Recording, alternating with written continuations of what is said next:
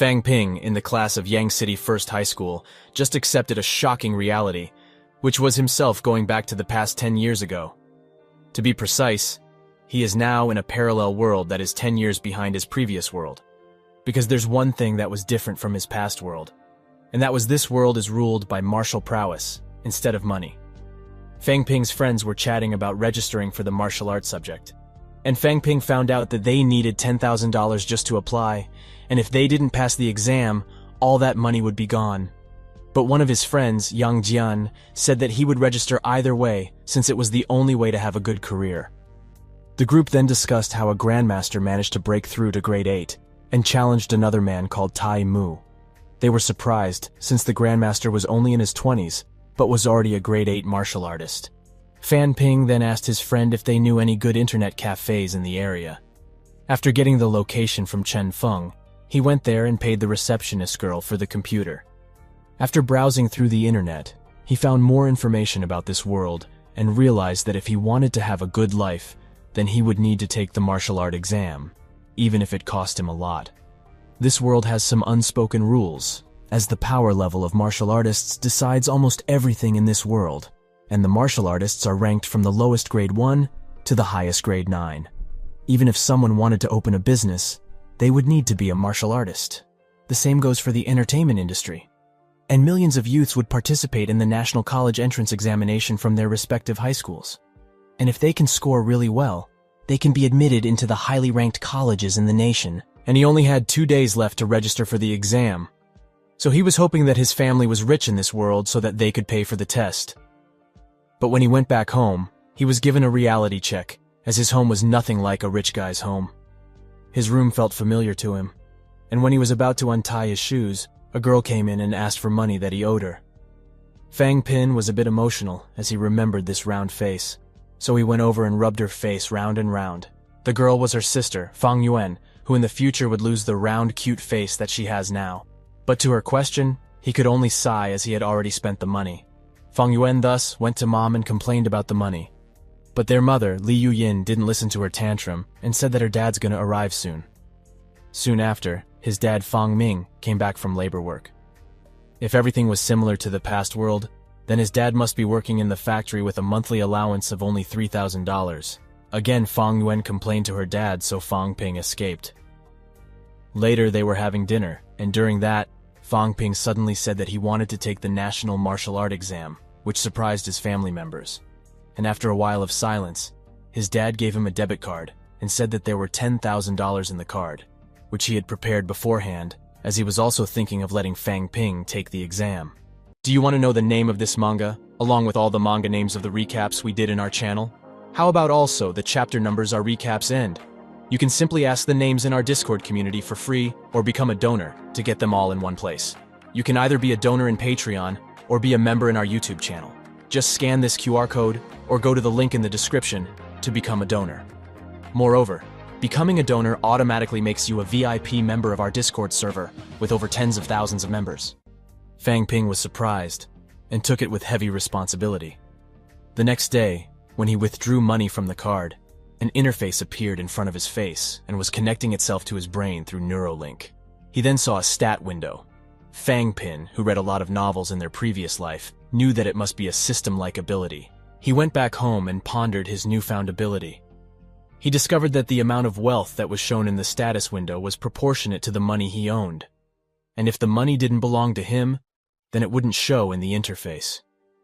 He figured out the money stat in his window, but he didn't know much about the chi stat and the spirit stats. He tried many methods, starting from praying to the system to commanding it to increase the stats, but nothing happened. And when he screamed at the top of his lungs with his full attention, he noticed that his wealth became 0, but fortunately, his chi stat increased by 0.1, and he immediately felt that his chi in the blood increased, which made him feel blessed and very comfortable. Then he remembered the money stat that decreased to 0, so he immediately went over and found out that the cash he had withdrawn was still there. He was very happy since he found out that using the wealth stats of the system wouldn't make money in real life disappear. The next day, the teacher told everyone that wanted to register to go to the registration office. When Fang Ping went over to the registration room, One of the girls asked how much was Fang Ping's qi for him to confidently register. But Yang Jing helped Fang Ping out of embarrassment and said that Fang Ping didn't check it yet. But one of the males said that he had a qi score of 108, but since Fan Ping was very skinny, that meant he had less score than him. Fan Ping was struck dumb as he heard the massive number of 108, where his system only calculated his qi as 1.1. One of his rich classmates then offered him to check his qi score at his house. And Yang Jing was shocked as the rich guy had a qi meter to check qi scores. Fan Ping himself was surprised as he understood that even the smallest qi meters cost hundreds of thousands. After school, Fan Ping followed Wu Zihao and went to his mansion. Then he was taken to Ji Hao's room where he was told to lay down on a fat chair. Then several glowing bracelets were placed on his wrists and neck, and when Zihao started the meter, a shocking number appeared on the screen. Fan Ping himself was surprised and found out that the ratio of qi stat is 1 to 100. Zihao was shocked as Fan Ping never practiced martial arts, nor did his family have the money to buy nourishment to increase the qi amount. When Fan Ping went back home and told his parents that he had 113 scores in qi, they felt guilty to not be able to support Fan Ping's talent. Thus, when his parents were at home, they were discussing buying some nourishment pills for Fang Ping with their lifetime savings. Fang Wen, Fang Ping's sister, didn't believe Fan Ping since one could take the martial exam if they had 110 qi. But how could her useless brother have 113 scores in qi? But Fan Ping said he was a genius and rubbed her round face even harder. His mom then appeared and told him not to bully Fang Yuan and to come with her. In his parents' room, his father, Fang Ming, handed him the cash savings they had and told him to buy nourishment to increase his qi score even more. As soon as Fang Ming touched the cash, the system notified him of extra $20,000. Fang Ping was really touched by his parents' sacrifice and went back to his room. But he didn't plan to buy any medicine at all, and just increased his spirit stat, which cost him $10,000. The feeling during the increment of the spirit stat was so good it felt like he was experiencing true freedom as he ran naked amok. After the increase in the spirit stat, he felt that his concentration, comprehension, and memorization abilities had increased significantly. So he was awake the whole night as he memorized the physics book whole. Thus he was feeling drowsy on his way to class. On his way to class, he met his class teacher who gave him and some other students basic martial arts theory books. He told him to study diligently, as most of the people had already studied the books through private tutors. Fan Ping was grateful, so he thanked the bald teacher. After a while, Fang Ping noticed a commotion as a senior called Wang Jing visited the students. But Fang Ping didn't know the guy. So a crazy fangirl explained everything about Wang Jing, including where he eats and shits, and how he didn't give up on his training despite being the #1 freshman of Nanjing University. The students congratulated Wang Jing, and many asked about the secret of becoming a martial artist. So Wang Jing said that the qi score doesn't mean that they could pass and admit into the universities. They need battle experience and the ability to remain calm in difficult situations to do a good score in the national entrance exam. He also told them that relying on medicines and nourishment to increase qi was not good in the long term. He also reminded the students to be prepared for a life of killing if they want to face the true martial world. When Fang Ping was back home, he was thinking of how casually Senior Wang talked about killing people and guessed that Senior Wang surely killed people before. Meanwhile, Senior Wang picked up his phone and someone told him that the suspect ran away to Kangshan. So Senior Wang told him that they needed to catch the suspect and offered $100,000 as the reward. Meanwhile, Fang Ping, who was in his room, increased his qi by 0.1 again, and his money became 0 again. But this time Fang Ping felt extreme pain in his whole body and went unconscious. When he woke up, he examined his body and felt that his body was slowly recovering to a normal state. He then remembered that he would need to bring Senior Wang back to school.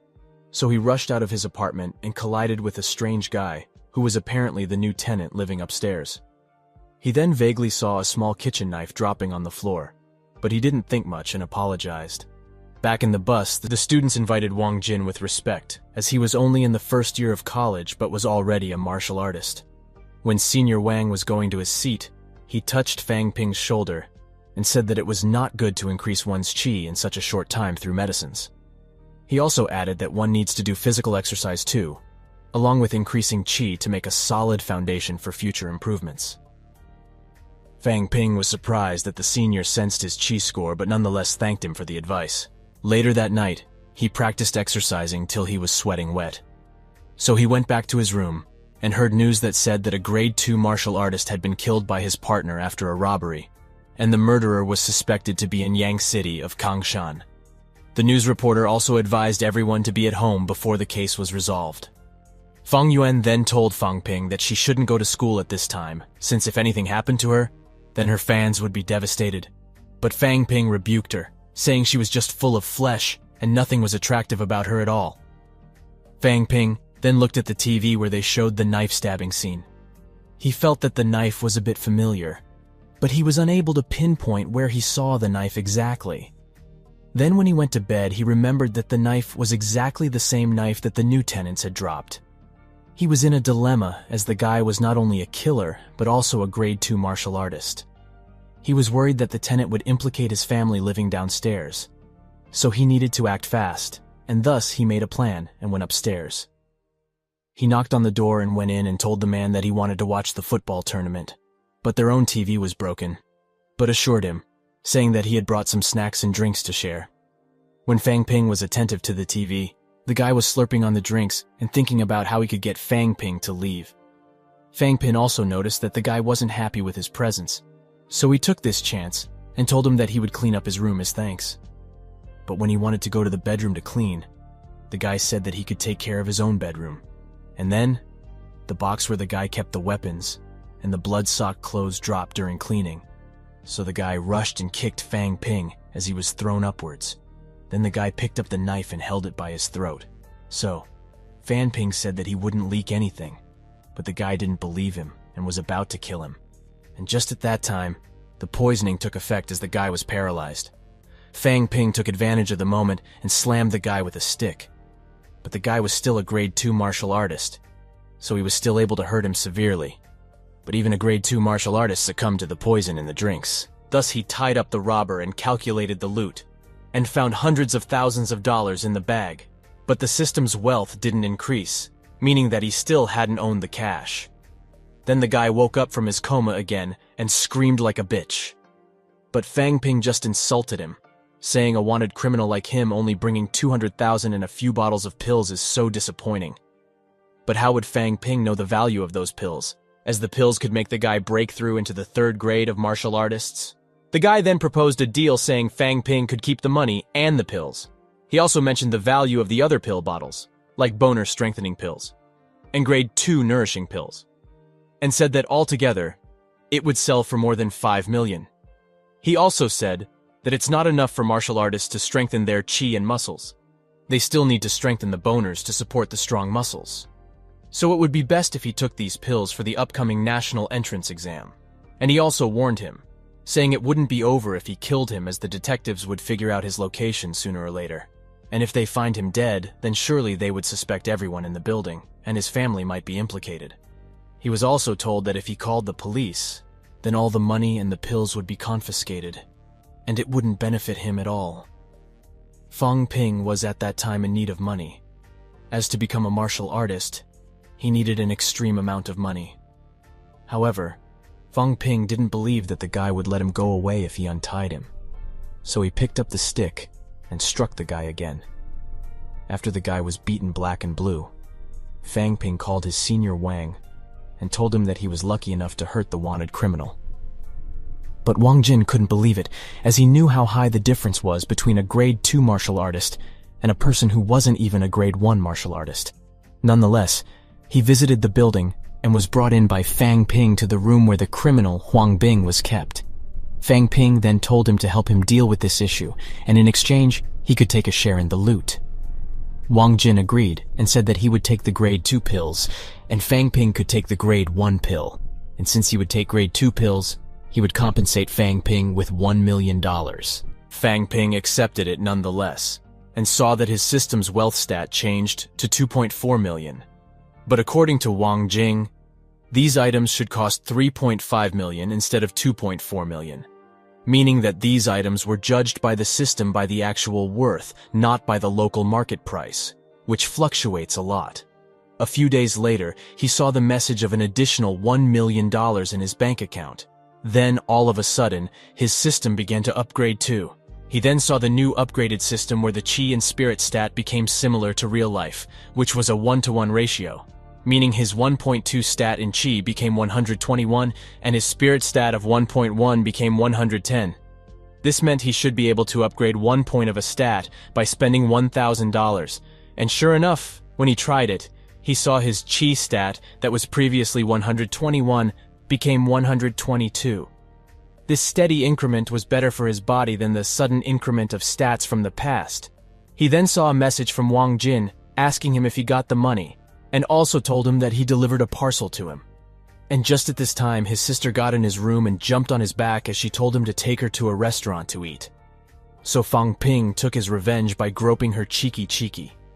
Fang Yuan then gave him a parcel saying someone named Wang Jin sent it. So Fang Ping took it, and when Fang Yuan found out that it was the same Wang Jin as the famous Nanjing of their area, she asked him to get an autograph of Wang Jin. She then told Fang Ping that he would never understand how charming Wang Jin is, as 3 girls out of 5 were fans of Wang Jin in Yang City. She also planned to sell a copy of the autograph in her school, which would make her rich overnight. She then told Fang Yuan that Fang could keep 30% of the profit if he could obtain an autograph. That way, they would earn until their piggy bank explodes. Fang Ping didn't listen to her and went outside as he didn't want to open the parcel in front of Fang Yuan. When he opened it, he saw many martial techniques. Fang Ping didn't expect Wang Jin to be so righteous, as he probably sent this technique as compensation for the big part of the share that he took from the loot of that robber. He knew from the internet that to become a martial artist, there are 2 requirements. One was 150 Chi score, and the second was strong boners. Strong boners couldn't be obtained from only eating medicine, but also needed some special techniques. It was really a gift matching his needs. But his home didn't have a good environment to practice the techniques, so he needed a good residence first. Thus he went to some real estate companies and toured through a few apartments and duplexes. He then liked one of those shown duplexes, so he decided to buy one. Anyway, money was just extra for him, as the system didn't cut the money after increasing his stats. So he asked the guide if there were any discounts on the sale. The guide was excited and told him that they have free unlimited internet and a premium TV plan in the residence, and the overall discount was 5%, but the discount could be increased after he deposited 20% of the cost. As such, he completed his payment and went back home. On his way, he was pondering on how he would tell his parents about the money he had to be able to buy such a big house. So he planned to keep it a secret for now. Next, he planned to buy some furniture and equipment for the new home. In the TV showroom, he saw a commotion where the TV was broadcasting the battle between Grandmaster Ma and Tai. There it was shown that the forest that was originally filled with trees became barren due to the destruction caused by the Grandmasters. The fight was filled with big landslides and storms, and just at that time, a rock flew toward the broadcaster's camera, and the broadcast was cut off. Fang Ping was surprised, and understood what a humanoid nuclear weapon looked like. Then after a while, the broadcast was resumed, as the tattered body of the broadcaster was shown. This event gave Fang Ping a big goal that he planned to walk, and he swore that he would become just like them, or even stronger with his system. Fang Ping then bought and wrote down the delivery location of the furniture. So he was late, and didn't come to his home. Thus his sister was cursing him in front of Mom, saying Fang Ping must be eating delicious foods in the streets. But her mom said that Fang Ping is training outdoors for the national martial exam. But Fang Ping was at his new apartment and was training hard while Wang Jin was instructing him on the phone. Wang Jin said the structures of the human body consist of 206 bones, and also the flesh, meridians, and inner organs. And as a martial artist, one must make sure that different parts of the body are balanced with each other, and one can strengthen their boners by following different techniques. And when one would reach the limit of increasing bone density and chi density, they could try breaking through grade 1 of martial arts. But the more the chi score and the bone density is before breaking through the next level, the more solid and strong the foundation would be. Wang Jin then told him a secret technique to increase the limit of one's body by using the chi stored in the blood to strengthen the body. But it would decrease the amount of chi score. Not to mention the technique is not only dangerous, but also not normal, as it's extremely hard to increase one's chi score. And if Fang Ping wanted to try it, then he had a high chance of not being able to participate in the exam due to low chi scores. But Fang Ping didn't worry about his chi score, and instead sacrificed his chi to strengthen his body, and eventually succeeded without any side effects. And sure enough, his chi stats decreased. But he immediately increased his chi back using the wealth stats. He then found out that his body limit had increased massively after strengthening his body. Other cultivators needed hundreds of pills to replenish their lost chi, not to mention one can never take so many pills at once. But Fang Ping could replenish his chi as long as he had wealth, which can greatly boost his cultivation speed, not to mention his limit of body could also be increased. Soon the date of the exam neared, and the students fired up their training routine. When it was only 3 days left before the exam, the vice leader of Nanjing patrol team was depressed, as he said that for the past 10 years, nobody from Yang City was able to become a martial artist in their youth. He also said that the education board funding of the city would have been shut down if not for Wang Jin's good performance. He then reprimanded the person in charge of Yang City's education board, saying, if there are fewer than 100 students with more than 120 in chi score, then he might be fired. When there was only a day left before the exam, students were crying as the requirements for taking the national exam were more strict and needed to have at least 115 scores in chi. At that time, Fan Ping was called out by the vice director of the education bureau of their city. After taking Fang Ping out of the crowd, the vice director explained the situation of Yang City's low scores on national exams every year. He then told Fang Ping that Wang Jin recommended Fang Ping to show off his chi scores in front of his fellow students, so that his fellow students are filled with extreme emotion, which might help them increase their chi in the blood. And said if he is successful, he would be offered hundreds of thousands as a gift by the bureau. And as such, the stage was prepared, and a guy bumped into one of his classmates, but insulted the girl instead of apologizing. So Fang Ping unleashed his aura of high chi, which made the surrounding students grasp in fear.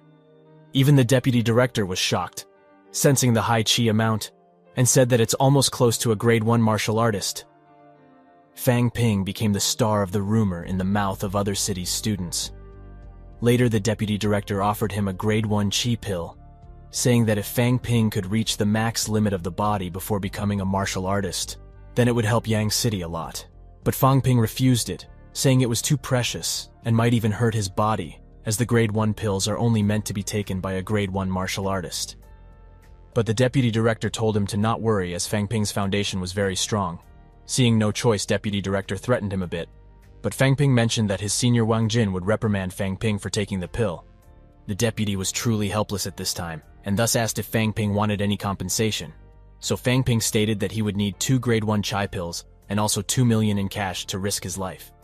Deputy had no choice but to accept it, and just like that, more cash was heading to Fang Ping. In the test bench of the exam hall, students were being tested for their blood and chi, and none of the students there had higher chi scores than 120, so the director was sweating bullets. Then the director remembered Fang Ping and watched him through the surveillance camera. Fang Ping also noticed the tiny surveillance camera, so he had no choice but to swallow the chi pill since it would be too suspicious to increase his chi suddenly without any pills. He swallowed it but kept it in his throat. When he swallowed the pill, he felt pure energy rushing in his blood, and power surged in his body. And the chi meter was increasing its score gradually, and it reached 149 under the sweaty gaze of the director. After the exam, it was time to reveal the result. Everyone was depressed as they needed 115 points in chi, and only a handful of people had 115 chi. And when Fang Ping's result was announced, everyone was shocked silly. After the result, many cried as if they had lost their dreams. This exam determined their fate in life. Fang Ping looked at them and knew that without the system, he would be just like them.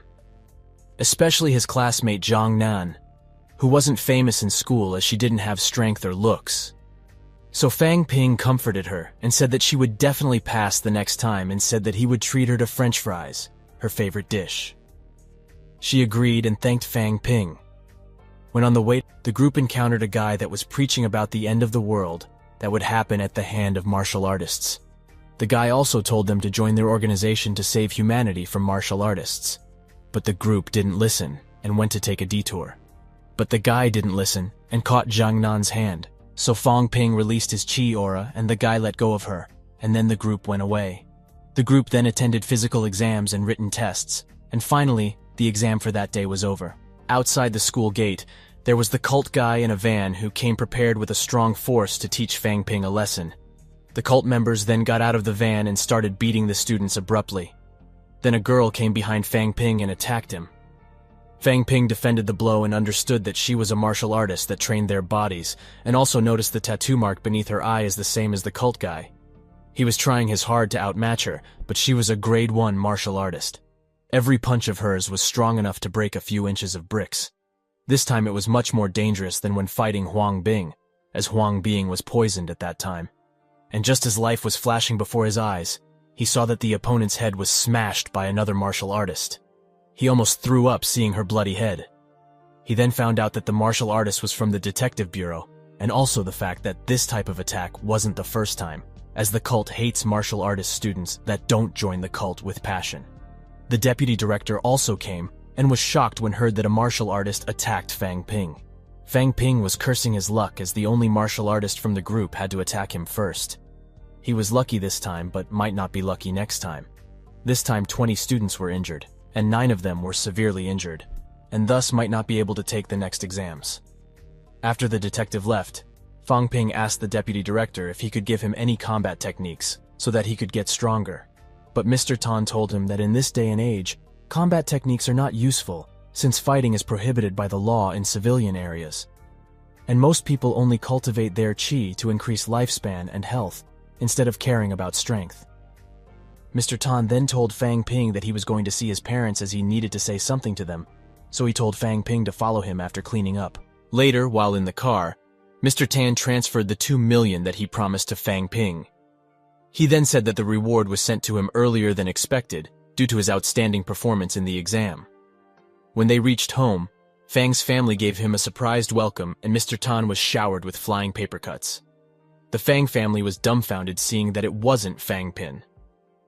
Then Fang Ping came out and introduced Mr. Tan to the family was surprised to see that the deputy director of their education board came to their house.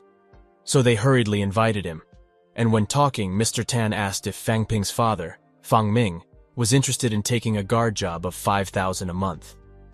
The entire family was excited hearing it and urged Mr. Fang to take the job. So Fang Ming accepted the job offer, and after a while, Mr. Tan took his leave.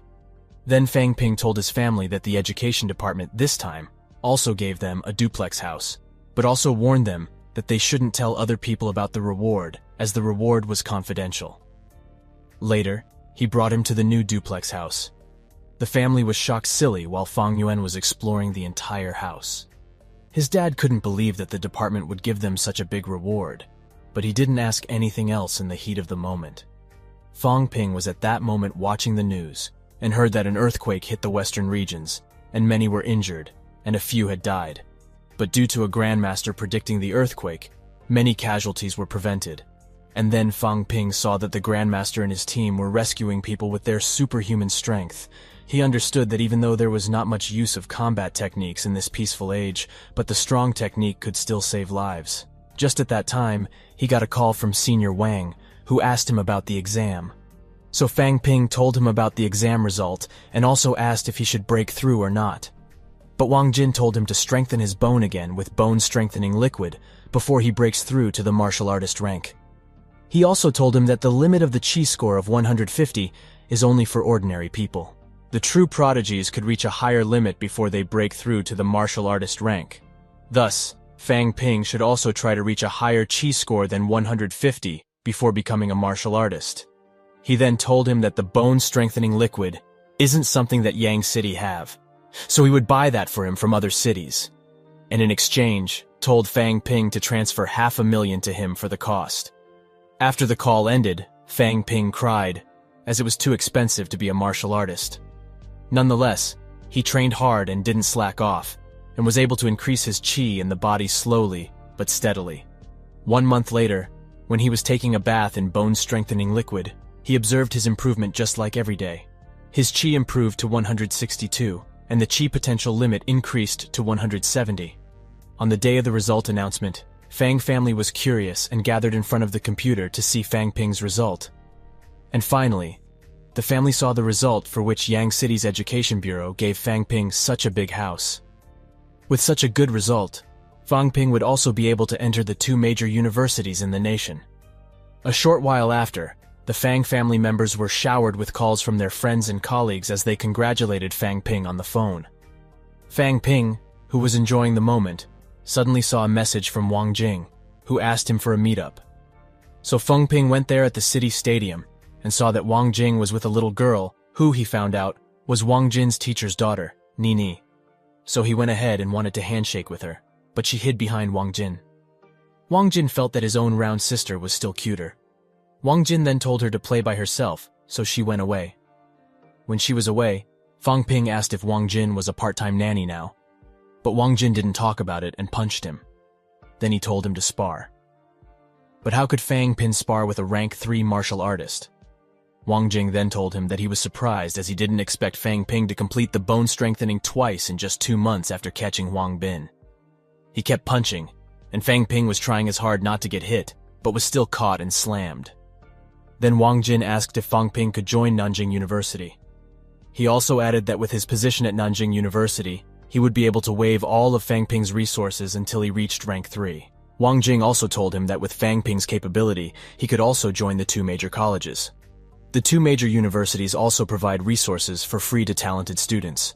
And every student would be able to take on missions just like Huang Bin's warrant missions. And the two major universities are situated in 2 different cities, one in the capital city and the other in the Magic City. Among them, Magic City has most of mission opportunities than the other colleges. Not to mention that the staff quota of 2 major universities are filled with the high-ranking martial artist.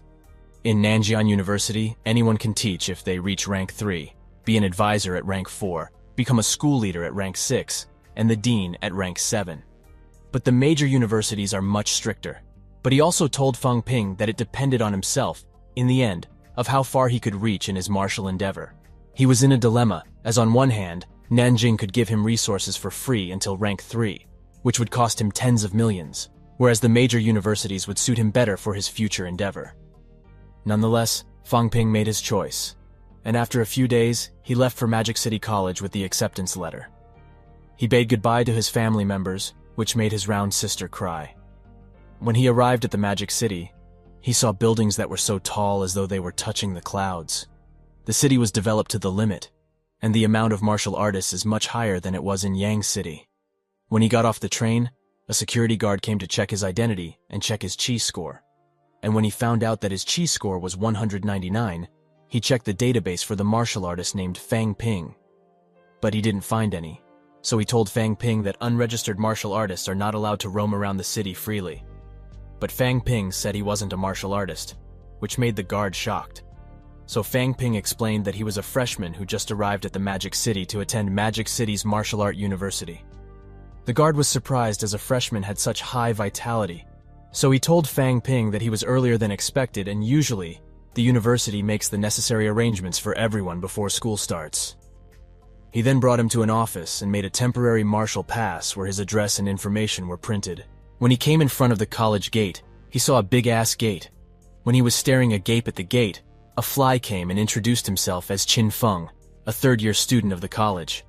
He then showed off some of his half-assed techniques, but Fang Ying was able to dodge them, so he got to know about Fang Ping's high chi score. So he told him that picking the Magic College was the best choice for a talented freshman like him. After Fang Ping entered the gates, he navigated through the map and came to cross the freshman reception hall, which looked dilapidated. When the receptionist saw him, she said that he was very early and took his acceptance letter. When she was checking the acceptance letter, she said that his coming here early had doubled her workload as she had to make arrangements just for him. But then, when she saw his chi score while not being even a martial artist from the database, her attitude changed completely, and she said in a polite tone that she would make all the arrangements. She also said that she could arrange advisors to assist him in breaking through to the rank of a martial artist. She said that Fang Ping was a top genius, and that the college always values and provides for its toppers. Then Fang Ping was introduced to the manager of the rest house, Li Chenze, who came rushing upon hearing that a genius had arrived. The manager then took his luggage and went outside. There, Fang Ping saw a luxury sedan waiting outside. And finally, he was brought to the rest house and saw the luxurious building that had a private gym. Then he was shown the interior of each apartment that had an open kitchen, king-size bed, and a spacious lounge, and was told that all these were free of charge, along with the food. The manager also told him that his room was more special than others due to his potential. After Manager Li left, Fang Ping looked around more and came to the canteen and had dinner. When eating, he was pondering about strengthening his bones thrice and knew that he needed more wealth than what he had now. So he was thinking if he should start a company. Then he heard a commotion where a pig-like guy was bullying the waitress. Then Manager Li came and asked about the problem, then found out that a strand of hair was in the food, and when Manager Li picked up the hair, he saw that it was very long. So he said that the hair wasn't from their own staff, as all the staffs are forced to grow their hair up to the shoulder. But the guy wasn't listening at all. So Mr. Li said that he would send the strand of the hair to the lab to find out the DNA. Thus, the duo left in a hurry and said that they didn't need to go to such length. Fang Ping then praised Manager Li for being clever and asked if Manager Li wanted to be a martial artist. Manager Li said that he had been saving up money to register for the training class, but Fang Ping said that it would take very long that way and his chi score would decline with age. So Fang Ping took this chance and told him that he would let him do a business and he would invest all the cash. And Mr. Li would have gained enough to reach the ranks of the martial artist within 3 years. He also said that he has the confidence to reach rank 3 of a martial artist in the first year of his college. All Manager Li needed to do is to use his experience and local knowledge to manage the delivery business. 1 month later, Fang Ping was strengthening his bones just like every other day, but this time, he was able to achieve a complete breakthrough towards his goal of 3 times bone forging. Through the system interface, he saw that his chi limit increased to 205 and his spirit increased to 209. However, in the past month, he had depleted almost 2 million of his wealth stats, but fortunately, he handed over the matters of the company to Li Chengzhe, so he had enough time to spend on training. The benefit of forging his bones 3 times before even becoming a martial artist is not limited to only a slight increase in chi score, but the benefits would be realized in the later stages of martial art ranks. After a few days, the school started officially, and many freshmen arrived. The Magic Dorm was divided into 4 districts based on the potential of the students, and Fang Ping was of course assigned to District 1, which was reserved mostly for martial artists. Instead of calling it a student dorm, it fitted the word luxury home better. Then he met his neighbor called Fu Chating, who surprisingly also knew about Wang Jin. Fang Ping then heard that Wang Jin defeated all rank 1 martial artists from Magic College last year. Fang Ping was surprised by hearing Wang Jin's name even in Martial University and understood how outstanding Wang Jin was. This made him want to surpass Wang Jin even more. Before Fu Chad left, he told Fang Ping to assemble at the combat training building in the afternoon, as per the school's order. At the combat building, students gathered and were chatting along, so the speaker used his chi pressure to quieten them down. The speaker then introduced himself as the Dean of the Weapon Hall. He also told everyone that this gathering is about allocation assessment. He then told them about the allocation assessment and said that the building had 4 floors, each of which is for choosing the corresponding career the students would choose for their future. The first floor is for political studies, the second floor is for crafting, the third is for strategy learning, and the fourth floor is for practical combat. But a floor could only have 400 people in it, and if it had more than 400 people, then all the students on that floor would have 30 points deducted. He then told everyone that every freshman would have 50 points, and each point is equal to $30,000. So 30 points being deducted would be almost $1 million deducted. The students were angry hearing that. So the speaker said that they could gain points by completing missions of the academy. But he said that only the martial artists could participate in missions. When Fang Ping was pondering, he met Chad, who told Fang Ping that they should work together to get a position on the 4th floor. He also told Fang Ping that the advisors would choose the students they like to guide in the future through observing the freshman assessment. Fang Ping knew it was important to get tutored by a good advisor, so he planned to attract all the advisors so that he could choose the advisors he wanted. And just like that, the Dean of Weapon Hall announced the start of the assessment, and thus began the flood of students getting into the building. And of course, it also gave rise to occasional disputes and fights. Meanwhile, the instructors or advisors were observing the situation from the monitors, but the Dean of Weapon Hall said that the students these days only had chi scores and no real combat experience. but they need combat experience to fend off the catacombs that are getting much more restless these days. The students were in chaos on the stairs as they competed to go to the topmost floor of practical combat, and those that already became a martial artists dominated those that didn't. And Fang Ping also started his attention-grabbing technique as he rushed through the crowd and slammed his foot on the head of the said martial artist that was blocking the entrance to the 4th floor. But he was disappointed as the people from the freshmen were not as good as he hoped. He gave up the reward of tens of millions from the Nanjing universities just so he could meet geniuses to compete against. Then he said out loud to grab the attention of everyone and said that the Magic College was just so-so. As such came the angry voice from the instructors who told everyone to beat up Fang Ping for more points. So Fang Ping asked the observers how many points he would gain if he defeats all of them. The speaker was silent and then said that it would be 1 point for non-martial artists and 5 points for martial artists. Even though the point allocation was so stingy, he still was satisfied. His neighbor Chad was still with him as he said that he also wanted to attract some attention. In the observation room, the instructors found out from the database that Chad was a young master from the capital city who is known for forging his bones twice and completing the right leg bone forging, and heard that Fang Ping came from an ordinary family and was a non-martial artist who forged bones twice. But one of the advisors with red hair said Fang Ping must have forged more than twice.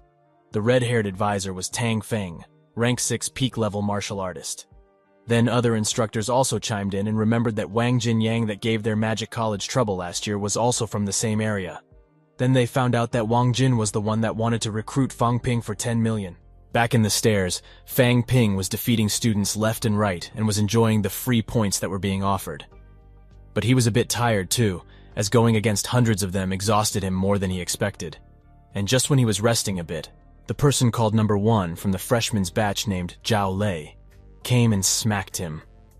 Then another girl jumped up like a frog, and both of them had forged their bones twice. He would be fine if he wasn't tired, but now he wouldn't be able to dodge. Thus he had no choice but to use the wealth stats in the system to replenish his chai.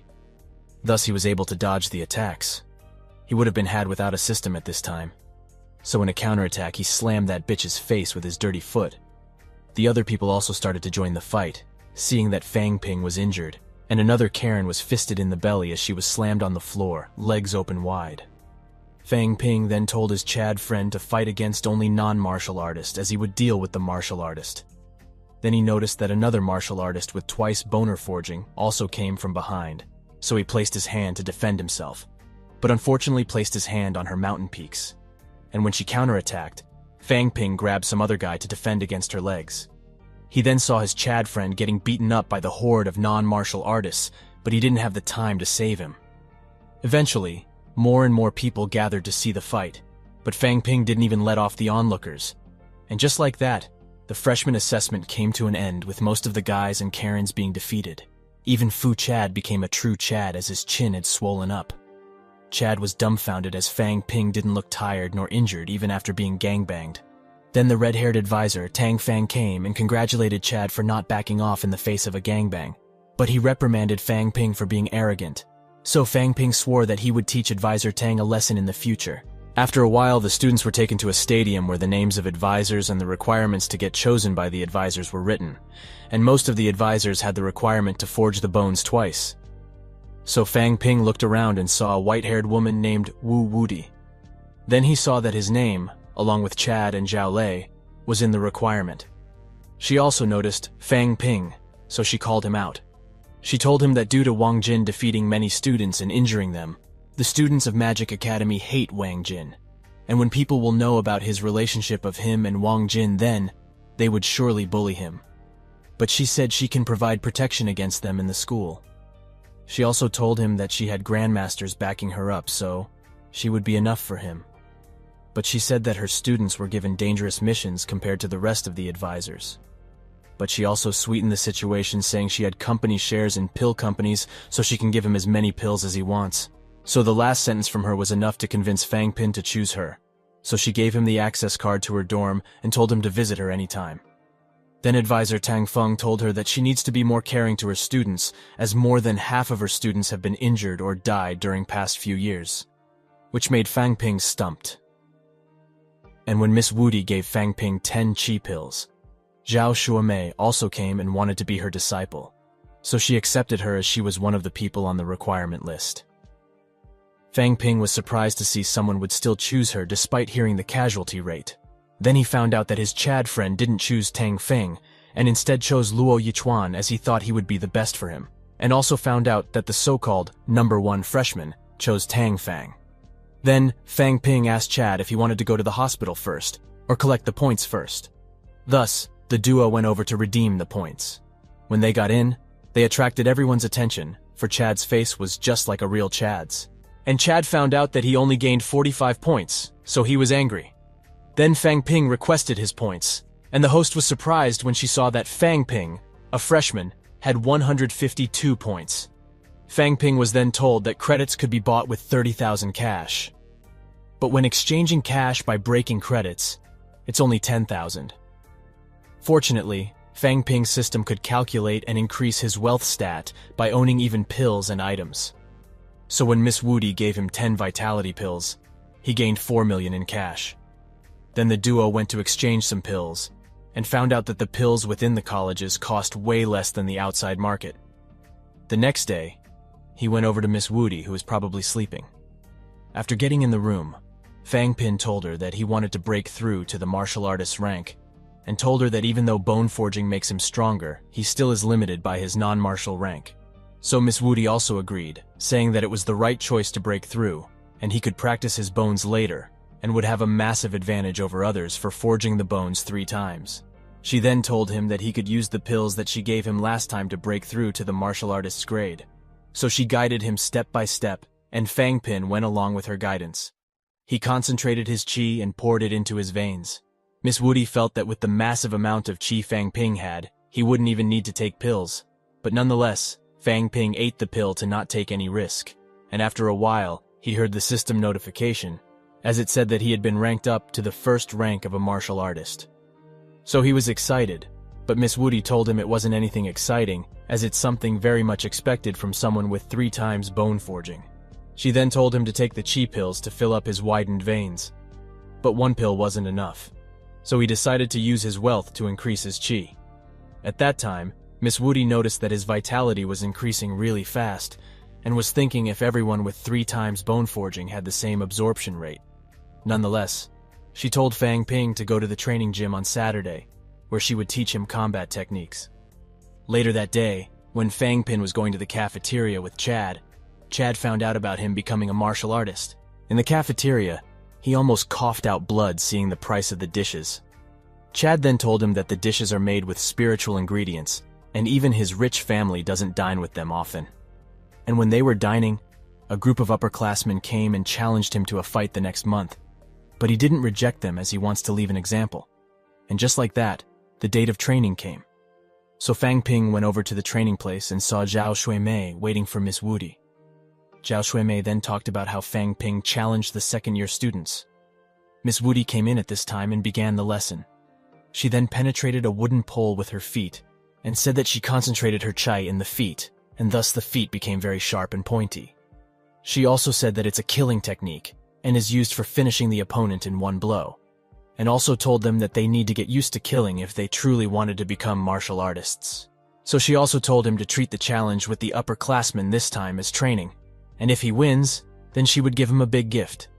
And so, Fang Ping practiced this leg technique and was able to comprehend the basics very fast, but Shuemi wasn't able to comprehend it at all. So Fang Ping said that she couldn't compare herself with a genius like himself. So in anger, Shuemi gave him a middle finger. But Fang Ping didn't mind and practiced the steps even more. He gathered the qi and then condensed it into a single point, and then used it with his kick to the pole. However, it just hurt his leg instead, which made Shuemi gloat. And just like that, the lesson for that day ended, and before Miss Woody left, she told Fang Ping to go to the logistics office to make a pointy shoe. After returning to his dorm, he remembered his family and called them. Then his sister picked up the phone and cried tears and snots. Then he found out that Deputy Tang was in their home, so he told Fang Yuan to give the phone to him. And when Mr. Tan picked up the phone, he told him the news of him becoming a martial artist, which made the family shocked. Later, Mr. Tan told Fang Ping's dad that since Fang Ping became a martial artist, he also would gain a promotion, and would no longer have to work as a guard. Fang Ping then went to the logistic facilities to order the pairs of shoes. But the staff working there told him that he needed to have an official martial artist identity card, and not a temporary one to order in the logistics department. Thus he had no choice but to go to the examination room to get the card. In the examination office, he met the pink Karen who sneakily attacked him last time. Then Karen named Xiaoman said that he won last time because the freshmen were unskilled, but it wouldn't be the same for the third-year students whom he challenged. But Fang Ping confidently said that he wasn't afraid of some nobodies in first rank of a warrior. She was stupefied by his arrogance and left in anger. In the room, he was told to attack the steel plate in the machine, so Fang Ping used the newly learned skill and made a dent in the plate and was able to get a permanent card. He was also told to take a test next time he breaks through.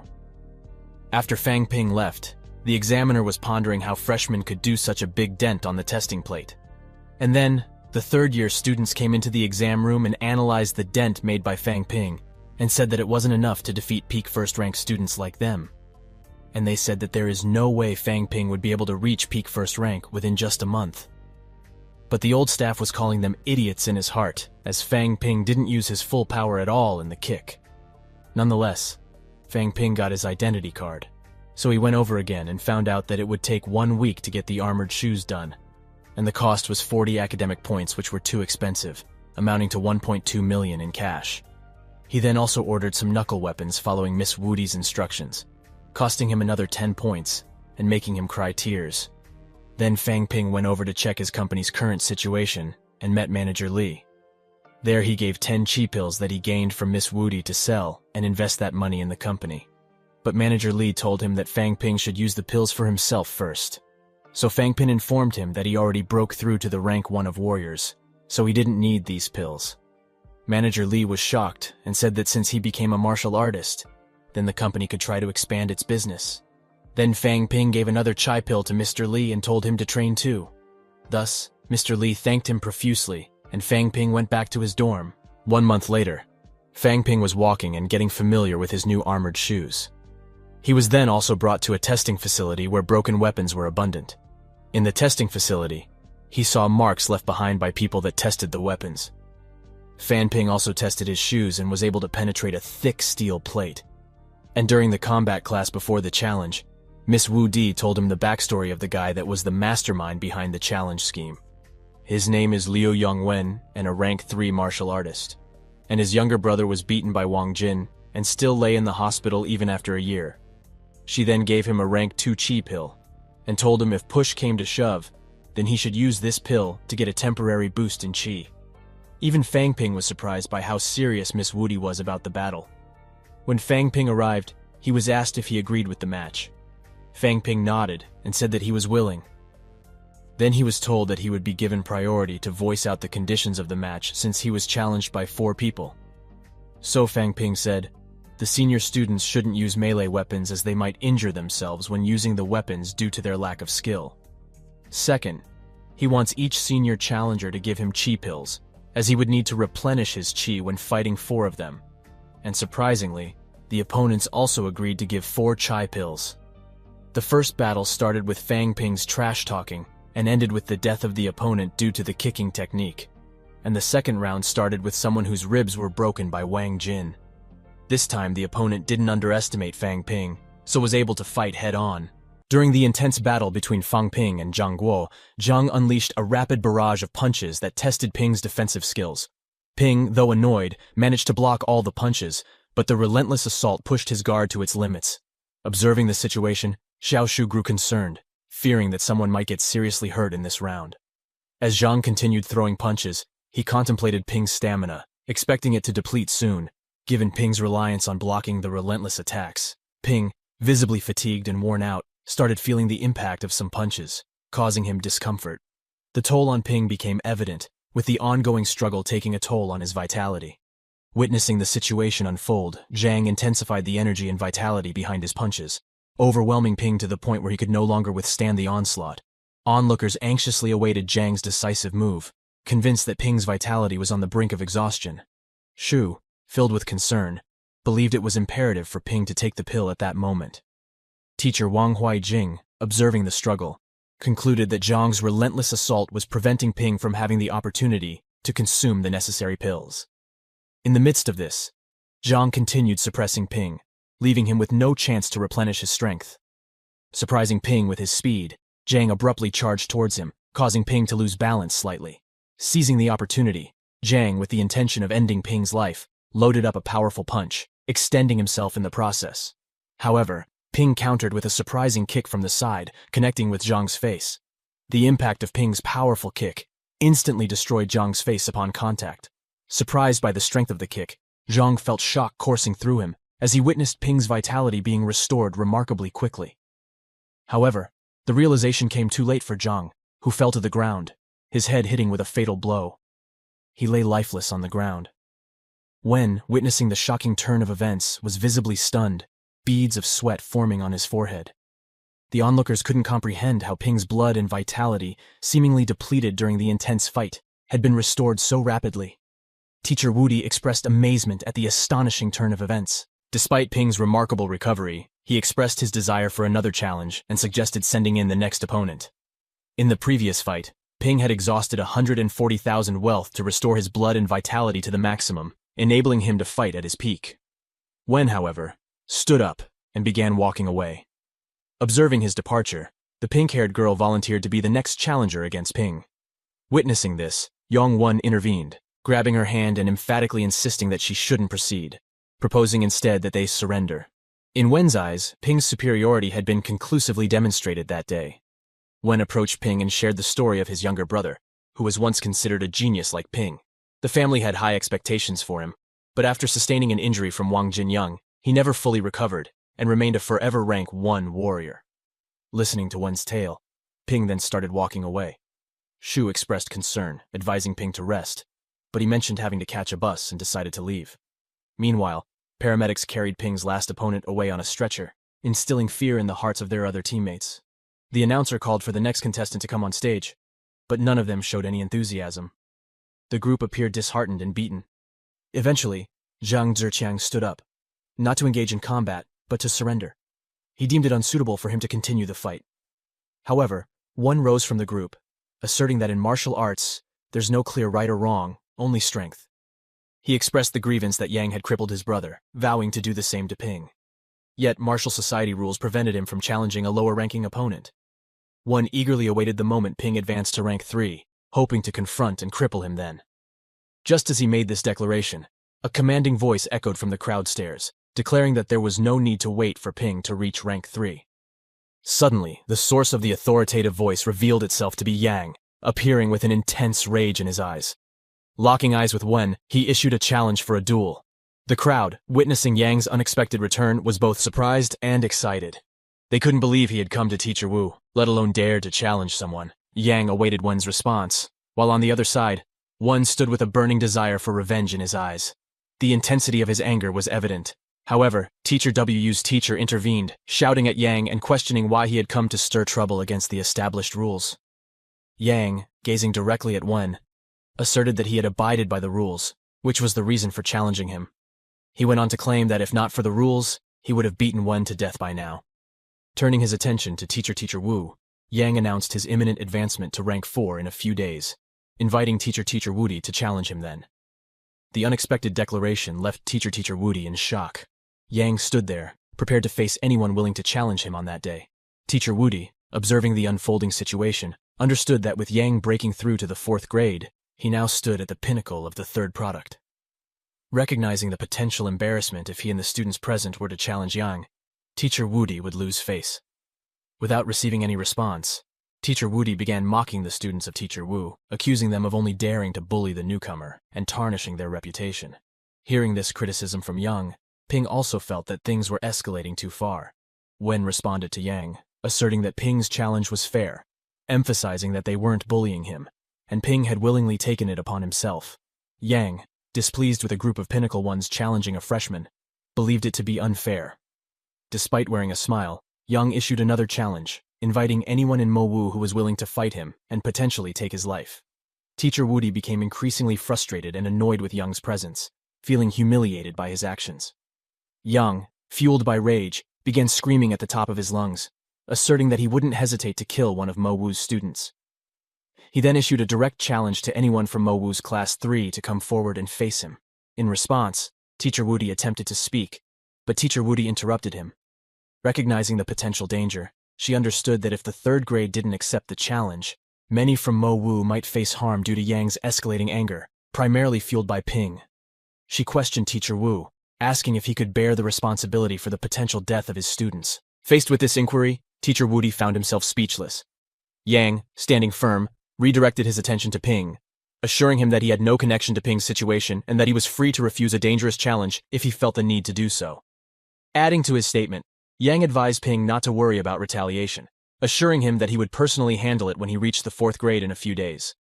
Yang expressed his intention to eliminate all the 4th grade students at Mo Wu upon his advancement. He then turned to Ping, stating that when Ping reached the 4th grade, he would target and eliminate all the 4th grade students. Hearing this, Teacher Wudi intervened, stopping Yang, emphasizing that Ping was her student, and Yang had no business with him. She confronted Yang, criticizing the competition as a sham orchestrated by people he had already defeated. Emphasizing that true elites from Mo Wu wouldn't engage in such behavior, she urged him not to underestimate their school. She aimed to make Yang realize that the chaos of the day was caused by him, and that he couldn't always be there to shield Ping. In response, Yang paused briefly, but then turned to Wen, questioning if he believed Yang would be powerless once he reached the 4th grade. Upon hearing the unexpected news, Wen was taken aback.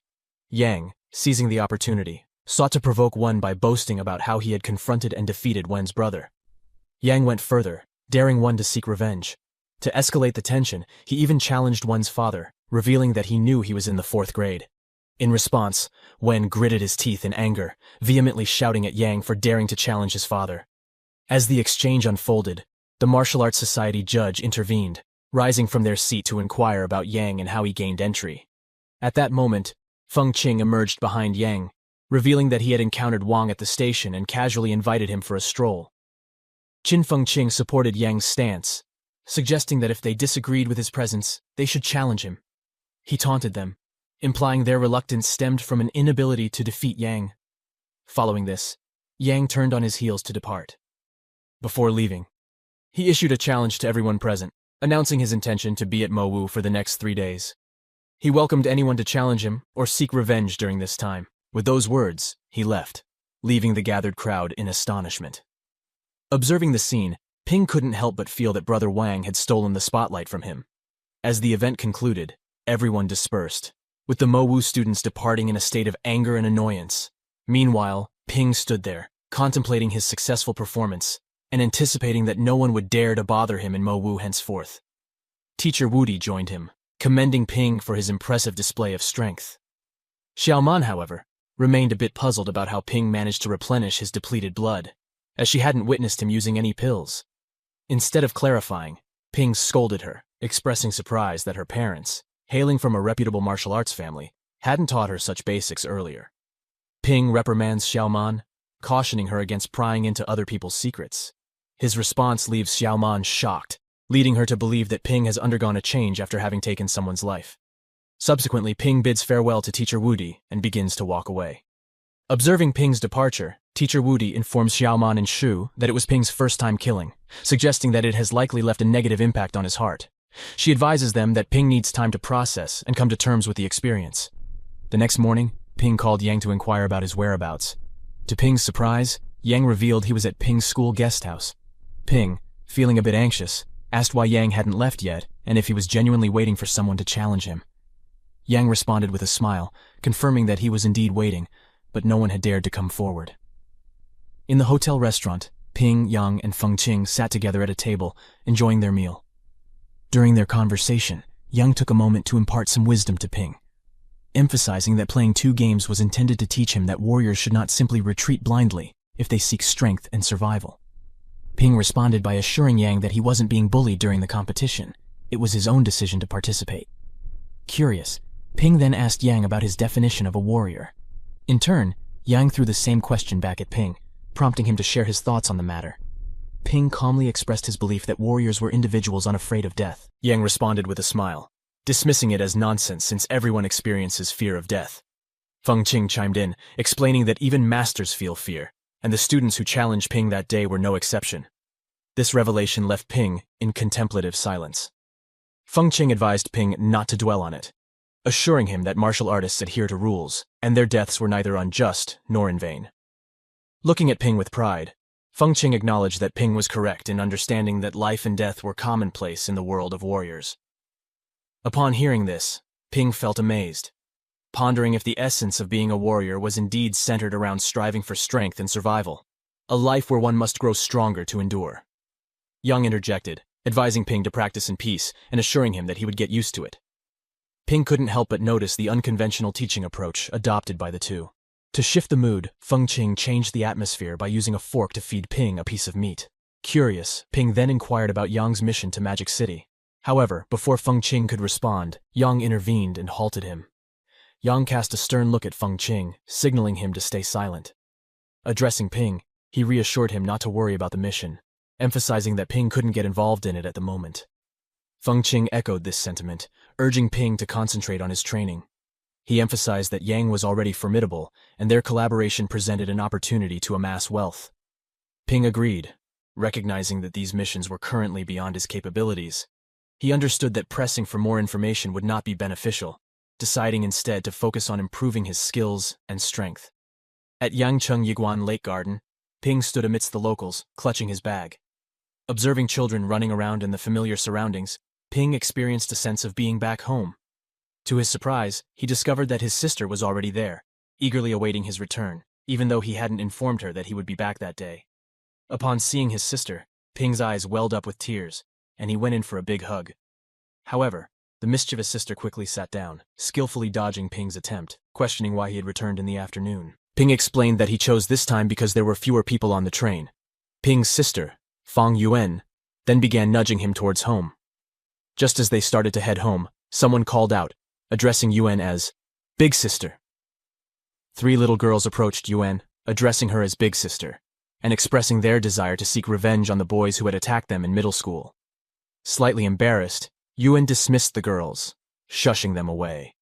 Unbeknownst to her, Ping overheard the conversation and proceeded to mock her by playfully calling her Big Sister.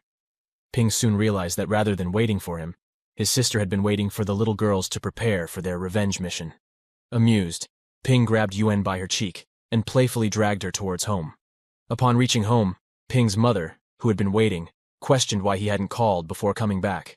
Ping, upset with Yuan, instructed her to explain the situation to their mother. He expressed his frustration, questioning why she hadn't called the Ping Yuanxi Club. Their mother, joining the conversation, suggested that Yuan needed a lesson, emphasizing that she was just a child and should not be engaging in business with her classmates at the stall. Ping was shocked to learn that his sister had a stall, and their mother had to secure a booth every day. The fact that all the teachers in the school were aware of it added to his surprise. Additionally, Yuan had sold some of Ping's belongings without his knowledge. Upon hearing that Yuan had sold some of his belongings, Ping's annoyance escalated.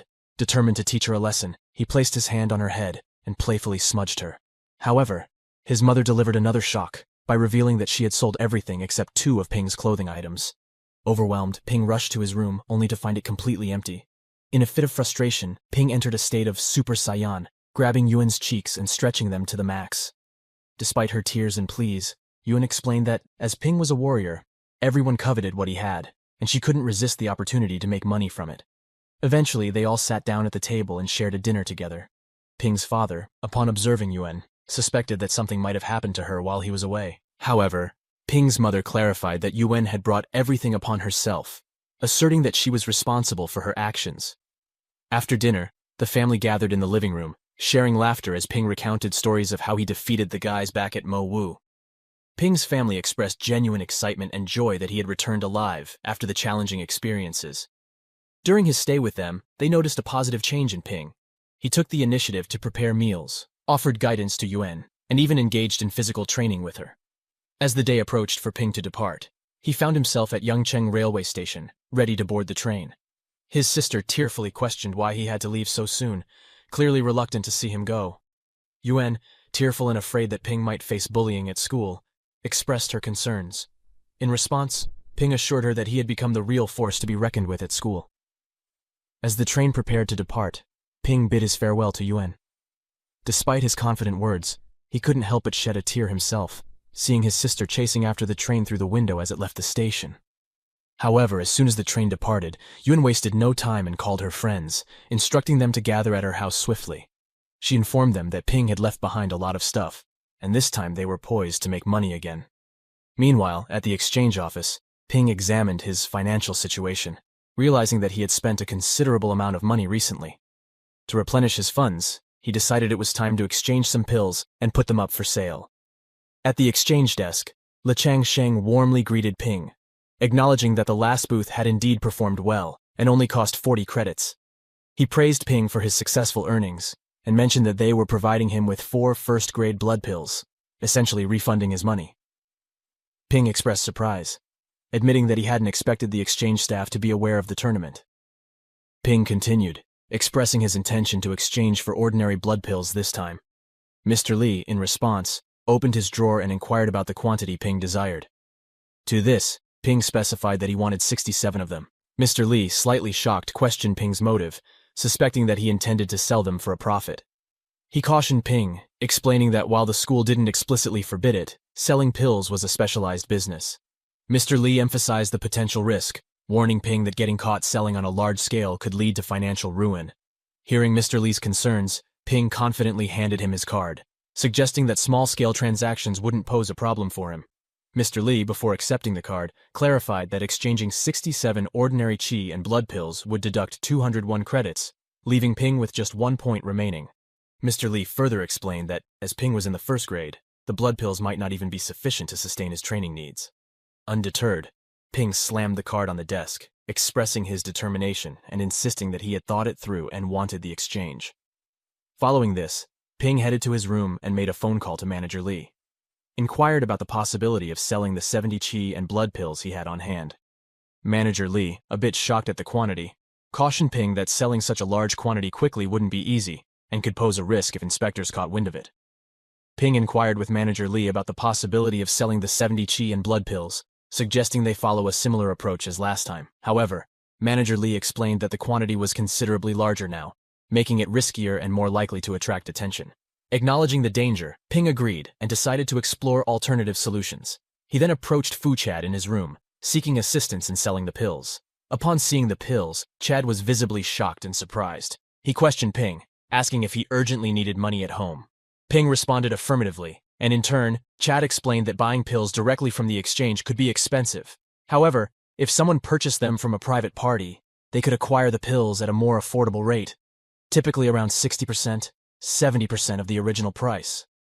Upon hearing Chad's explanation, Ping grew worried, expressing concern that the suggested percentage would yield insufficient returns for him. He emphasized that in addition to the 70 ordinary blood pills, he also possessed 11 first-grade pills, each valued at $10,300,000. Having already generated $7.1 million worth of wealth from these blood pills, Ping aimed to surpass this amount to cover the difference.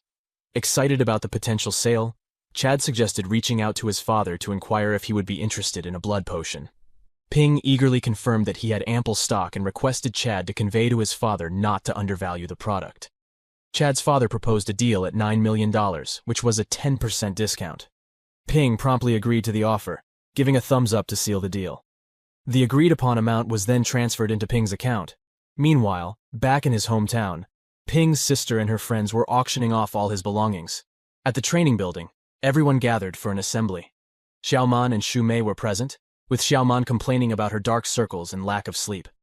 Fang Jing was also in attendance, mocking Xiaoman about how her dark circles wouldn't disappear, despite the numerous selfies she took. This remark angered Xiaoman. The teacher entered the training building, and the students assembled in formation. The red-haired advisor, Tang Feng, addressed the students, announcing the commencement of a special education program led by a 5-member instructors team, including Tang Feng, Teacher Wu Di, Mentor Luo Chuan, Mentor Zhenzhou Shu, and Zhou Shiping. Additionally, the dean of the school would regularly deliver lectures. The news excited the students, envisioning the opportunity to learn from a guru. Chad raised his hand and inquired about the abrupt start of the training class, especially with the dean's presence. Advisor Tang Feng praised Chad for the question, and then went on to explain the reason behind the sudden start of the training class. He revealed that, at the end of the year, all major martial arts schools in the country would participate in an exchange tournament for new students. The competition was not just about personal growth, but also about the honor of their school, making it a battle they must win. Tang Feng emphasized the need for extra effort. As students started murmuring about the upcoming nationwide competition against Kyoto University, expressing concerns about the perceived strength of their opponents, Advisor Tang Feng grew angry. He raised his voice, scolding them for displaying a lack of courage and determination so early in their martial arts journey. Motivating the students, Advisor Tang Feng emphasized that they were the future of Mo Wu and had been carefully selected for a reason. He informed them that joining this special training program would earn them 10 credits each. Following the training, they would select both regular and reserve team members, with additional prizes awaiting them. Fang Jing, upon hearing this, felt a surge of excitement, realizing that he could earn 10 credits for what seemed like minimal effort. While not a significant amount, he contemplated that they could still exchange it for a valuable pill. Advisor Tang Feng continued by informing the students that they would also select a class president, responsible for assisting the tutor in conveying information about assemblies and other matters, with an additional reward of 10 credits. Fang Jing voiced his opinion, deeming it too little for the role of a handyman. Advisor Wo Wudi responded, directing her words specifically to Ping, stating that as a squad leader, one needed to be strong enough to handle conflicts in the class. Advisor Tang Feng, witnessing Wo Wudi's approach, became a bit annoyed. Wo Wudi defended her stance to Tang Feng, emphasizing the importance of truth and motivation in guiding students. She then announced that the squad leader would change every half-month, with each leader receiving a 10-credit award. Wo Wudi playfully winked at Fang Jing, asking him how he felt about it now. Fang Jing found himself perplexed by Teacher Wudi's actions, wondering whether she had an ulterior motive or if it was merely a benefit for the students. On the other hand, Ping was genuinely excited, realizing that in 3 months, the squad leader position would change 6 times, resulting in a total of 60 credits, a considerable amount of money. Meanwhile, Advisor Tang Feng engaged in a debate with Teacher Wudi about her authority to make such decisions. Wo Wudi defended her stance, questioning why there was an issue with stimulating the students' self-motivation. She suggested asking the students directly if they desired such incentives. Tang Feng, observing the students' excitement, acknowledged that the approach had indeed motivated them. Advisor Tang Feng began to announce the process for selecting the class president, but Teacher Wudi intervened, stating that they shouldn't waste time with useless formalities and should get straight to the point. She stepped forward and called out Ping, Zhao Lei, and Yang Xiaoman. The 3 students emerged. Wo Wudi acknowledged that the 2 students from Teacher Tang's class displayed outstanding abilities, evident to everyone. She also commended Ping's performance in the divisional college and cutthroat competition, making them the 3 candidates for class president. Wo Wudi invited anyone with objections to come forward. Students began discussing among themselves, recognizing the strength and power of the candidates. Observing this, Wo Wudi glanced at Advisor Tang Feng and remarked that it seemed they didn't even need to think about it. Teacher Wudi resolved that the 3 of them would compete for the class president position. She outlined the stakes. If any of them won, they would become the class monitor, but if they lost, they would work for free. This announcement left Advisor Tang Feng in silence, contemplating the tension. Ping perceived the potential conflict, anticipating that the instructor might incite a rivalry. Unexpectedly, Lei stepped forward with determination, declaring that Ping and he would go first. Recalling Ping's help during their split, Lei felt a sense of indebtedness and could not afford to lose to Ping. He expressed his gratitude to Ping for looking out for them. Ping, with a smile, accepted the acknowledgement, but emphasized that Lei should agree not to hold a grudge if he lost. Ping proposed that if Lei lost, he would work for Ping for free, doing anything asked. Excited by the challenge, Lei agreed, asserting that the same terms applied if Ping lost. Suddenly the fight commenced, and Ping swiftly charged towards Lei with incredible speed. Lei, having dedicated himself to rigorous practice since the academy ended, had successfully hardened his 9 bones in just 1 month, enhancing his speed significantly. As Ping approached with a loaded punch, Lei retaliated with a rapid counterpunch. However, Ping skillfully dodged the incoming punch, leading Lei to realize that Ping never intended to land a hit with his fists. The entire maneuver was a strategic move designed for evasion. Similarly, Ping executed a maneuver, dropping to the ground as he dodged, aiming to hit Lei in the leg. However, Lei skillfully evaded the attack, loudly proclaiming that Ping's tricks wouldn't work on him. While boasting about how he had changed since before, Ping's fist struck Lei's face with formidable force, causing his nose to break and bleed. The impact was so powerful that tears welled up in Lei's eyes. As Zhao Lei lay on the ground, Ping, seizing his shirt, reminded him that he had warned against crying. Despite the warning, Lei found himself shedding tears. Grabbing Lei by the shirt, Ping unleashed a barrage of punches on his face, simultaneously taunting him. The relentless assault left Lei on the ground, his face battered and broken, tears streaming from his eyes.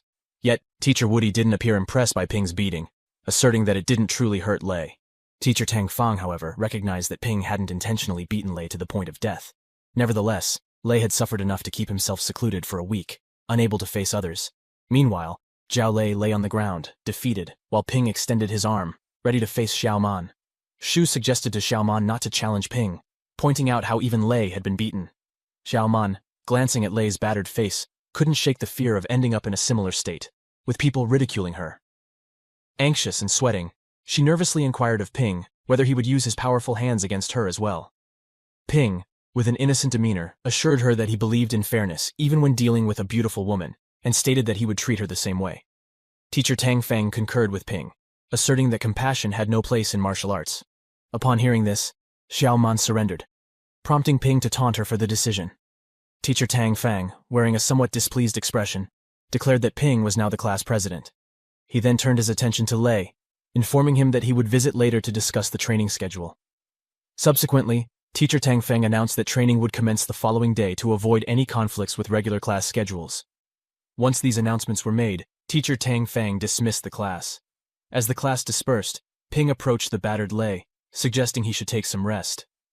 Lei, with his bruised face, glanced at Ping and remarked that the future would reveal the outcome, emphasizing that the college journey had just begun. Ping, once again mocking Lei, took note of the tears in his eyes, further infuriating Lei. As the other students left, Chad approached Ping, laughing at Lei's defeat. Ping responded, explaining that he wanted to make it clear to Lei that the previous incident wasn't an accident. Walking past Teacher Woody, Ping expressed gratitude for her guidance. Teacher Woody humbly deflected Ping's thanks, advising him that having more resources could accelerate his progress, but might also hasten his demise. She emphasized the importance of seizing opportunities to gain credit and resources, acknowledging that Ping's proactive approach was commendable. Teacher Woody explained that if Mo Wu were to be defeated in the tournament, the national resources allocation would be affected, potentially diminishing the value of credits. Ping and Chad exuded confidence, urging Teacher Woody not to underestimate their capabilities. In response, Teacher Woody pointed out that Mo Wu and Jing Wu were among the world's most prestigious schools, always enjoying a resource supply several times greater than ordinary military schools. She added, however, that in the past 2 years, students from elite schools had been consistently defeated by a student from an ordinary military school, named Yang. The teacher continued to express concern, noting that the elite school, despite its abundant resources, had consistently fallen short in competitions against students from Wudong University. This situation was perceived negatively in terms of how resources were allocated among major martial arts schools. There was a collective sentiment among the faculty that, had they possessed resources comparable to the 2 prominent martial arts schools, they could have nurtured additional talented students akin to Yang.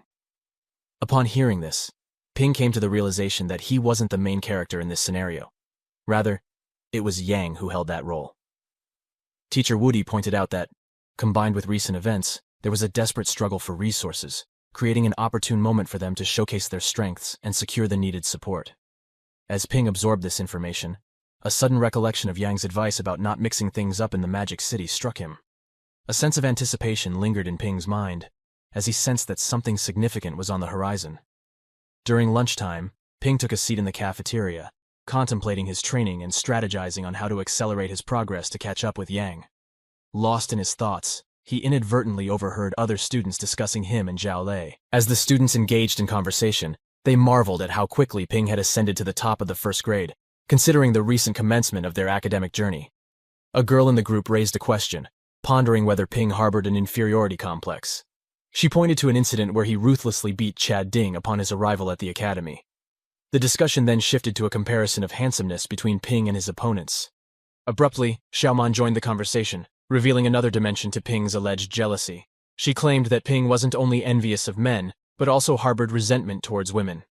Xiaoman provided examples, stating that Ping had even resorted to violence against female students at the academy. She went on to share a personal encounter, asserting that Ping had attempted to assault her during a special class the day before. Upon hearing Xiaoman's account, the other girls expressed sympathy towards her.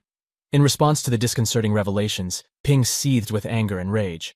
Xiaoman, taking her assertions further, issued a cautionary warning to all the girls, advising them against considering Ping as a potential boyfriend due to his purported sadistic and violent tendencies. She urged them to keep Ping single for the entirety of their 4 years and encouraged the spreading of this caution to younger girls to prevent them from falling prey to him. The collective belief in Xiaoman's words solidified among the girls, aligning them against Ping.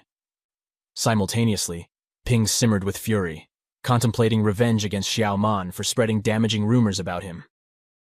Adding to his distress, Chad added insult to injury by suggesting that Ping's lack of intervention on the day of the incident might be rooted in jealousy over his own looks. Ping vehemently denied this accusation in a heated response. In the quiet of the night, Ping found himself jolted awake by a rumbling sensation, convinced that an earthquake was shaking the surroundings. In the wake of the tremors, a wave of panic swept through the dormitory, with students hastily fleeing their rooms in fear. However, the disturbance subsided after a few tense moments. An advisor soon arrived to reassure everyone, emphasizing the school's robust seismic resistance and urging the students to return to their slumber. Ping, still in a state of shock, grappled with confusion, questioning whether the disturbance was indeed an earthquake or something more mysterious. He reasoned that Mo Wu, their location, wasn't known for seismic activity.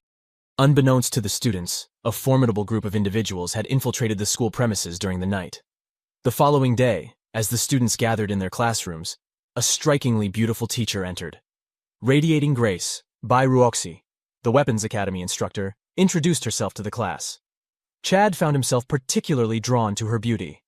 Teacher Ruoxi then presented a document, a confidentiality agreement, describing it as a letter of responsibility and a letter of life and death. She emphasized that everything learned and heard must remain confidential and should not be disclosed. She emphasized that in the event of a student being seriously injured or killed during a mission, they would bear the consequences themselves.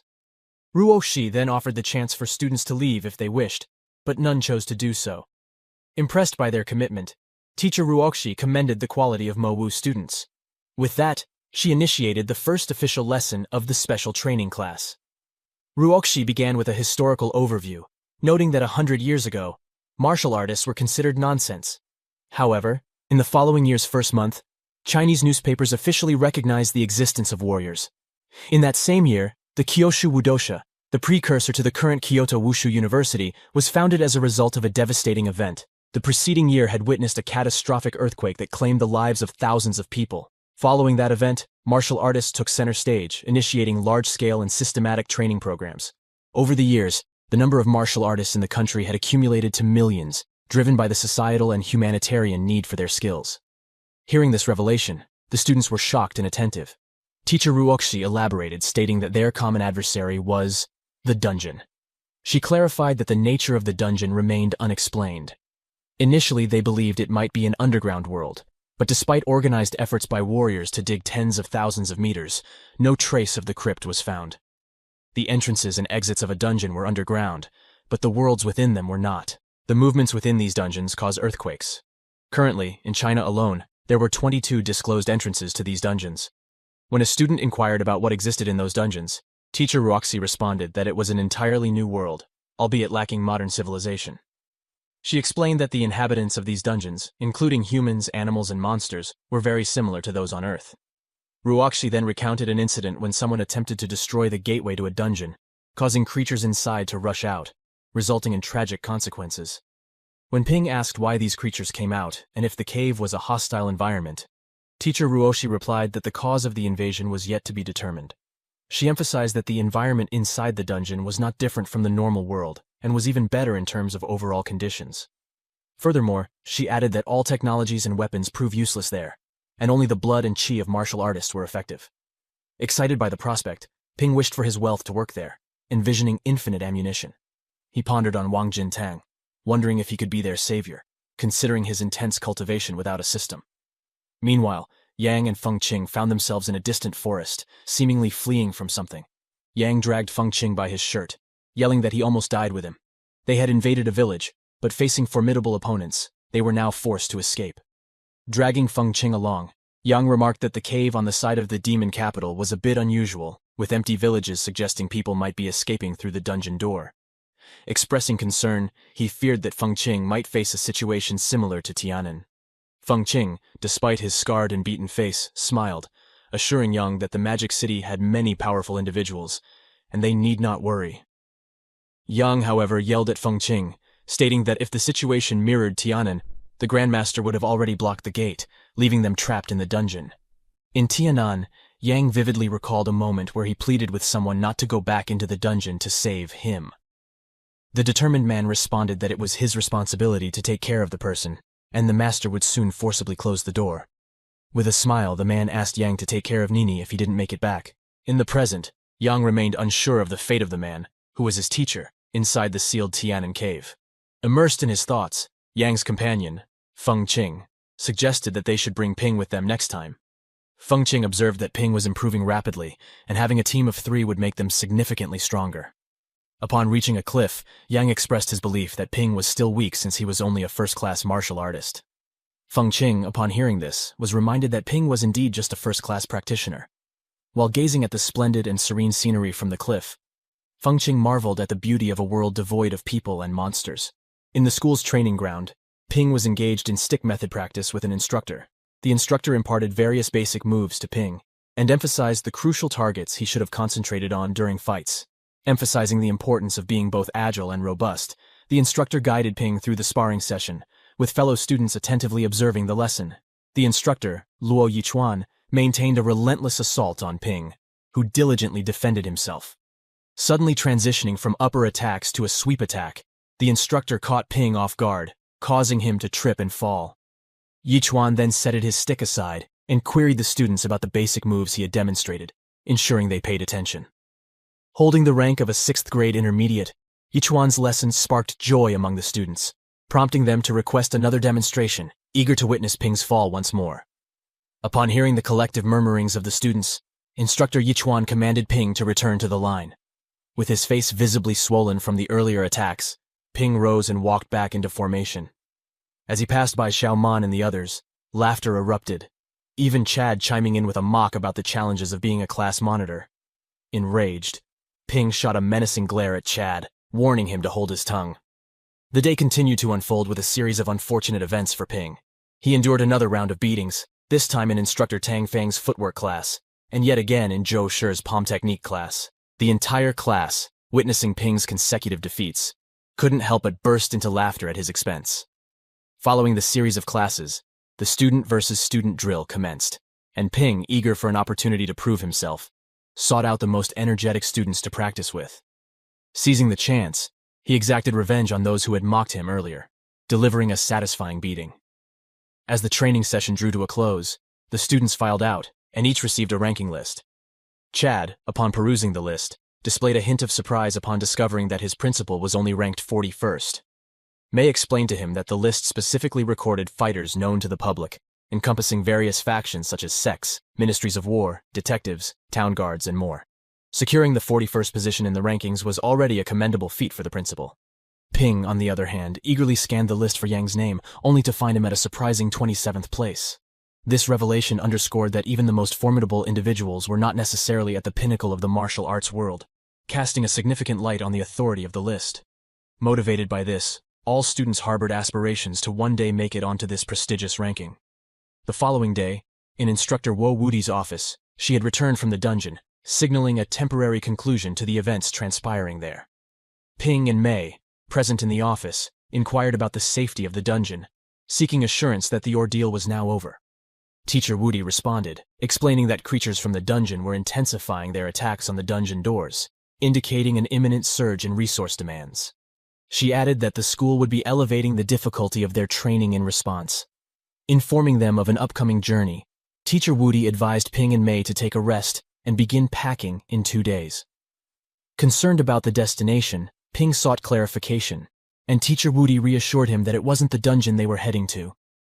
She approached Ping, reminding him of a promise, the pledge of an amazing gift if he emerged victorious in the tournament. Instructing Ping and Mei to wait outside, she hinted at something significant awaiting them.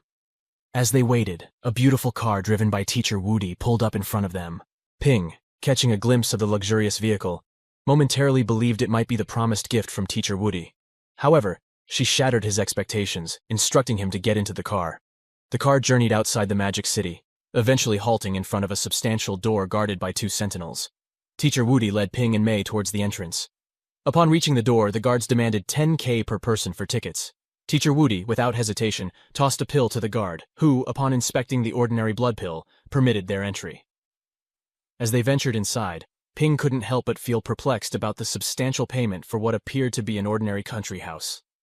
When he questioned Teacher Woody about it, she remained silent, opting instead to open a door before them. As the door swung open, a cacophony of cheers erupted from a massive wild crowd witnessing an intense fight. Blood sprayed in all directions, and the brutality of the scene overwhelmed May, who felt nauseated.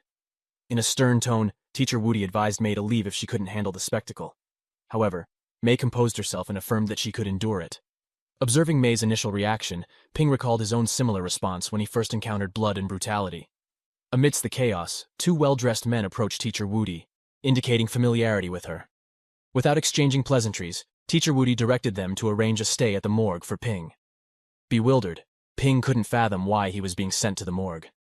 The men promptly ordered Ping to accompany one of them to the morgue and left him there. Overwhelmed with fear, Ping questioned Teacher Woody, reminding her of the promised amazing gift. With a mischievous smile, Teacher Woody revealed that the morgue day tour was the promised gift. Hearing this, Ping felt disheartened and shattered. Meanwhile, inside the management room of the fighting club, organizers were upset about students from Wuhan University participating in the fights. A confident fighter in the room proclaimed that he could defeat the Wuhan student currently in the ring within 10 minutes. In the morgue room, Ping encountered lifeless bodies strewn about. A TV played horror movies, creating a chilling atmosphere. As Ping approached one of the deceased, he closed his eyes. Upon inspecting the body's hands, Ping noticed that the right hand was stronger than the left. He then checked the throat area, deducing that the person had met their demise through a fatal blow delivered by fists. After inspecting the first body, Ping moved on to examine the others in the morgue. To his surprise, as he placed a body back on its stretcher, all the corpses suddenly rose like zombies. Startled but quick to react, Ping swiftly kicked the bodies away with a powerful leg swing. In the process, he noticed a wire break, realizing that it was a setup orchestrated by Teacher Woody and the Fight Club management. Showing respect, Ping carefully returned the bodies to their stretchers and offered his apologies. Outside, the fights continued, and another challenger succumbed, ending up in the morgue. Ping and other members of the Fight Club proceeded to place the deceased in a body bag.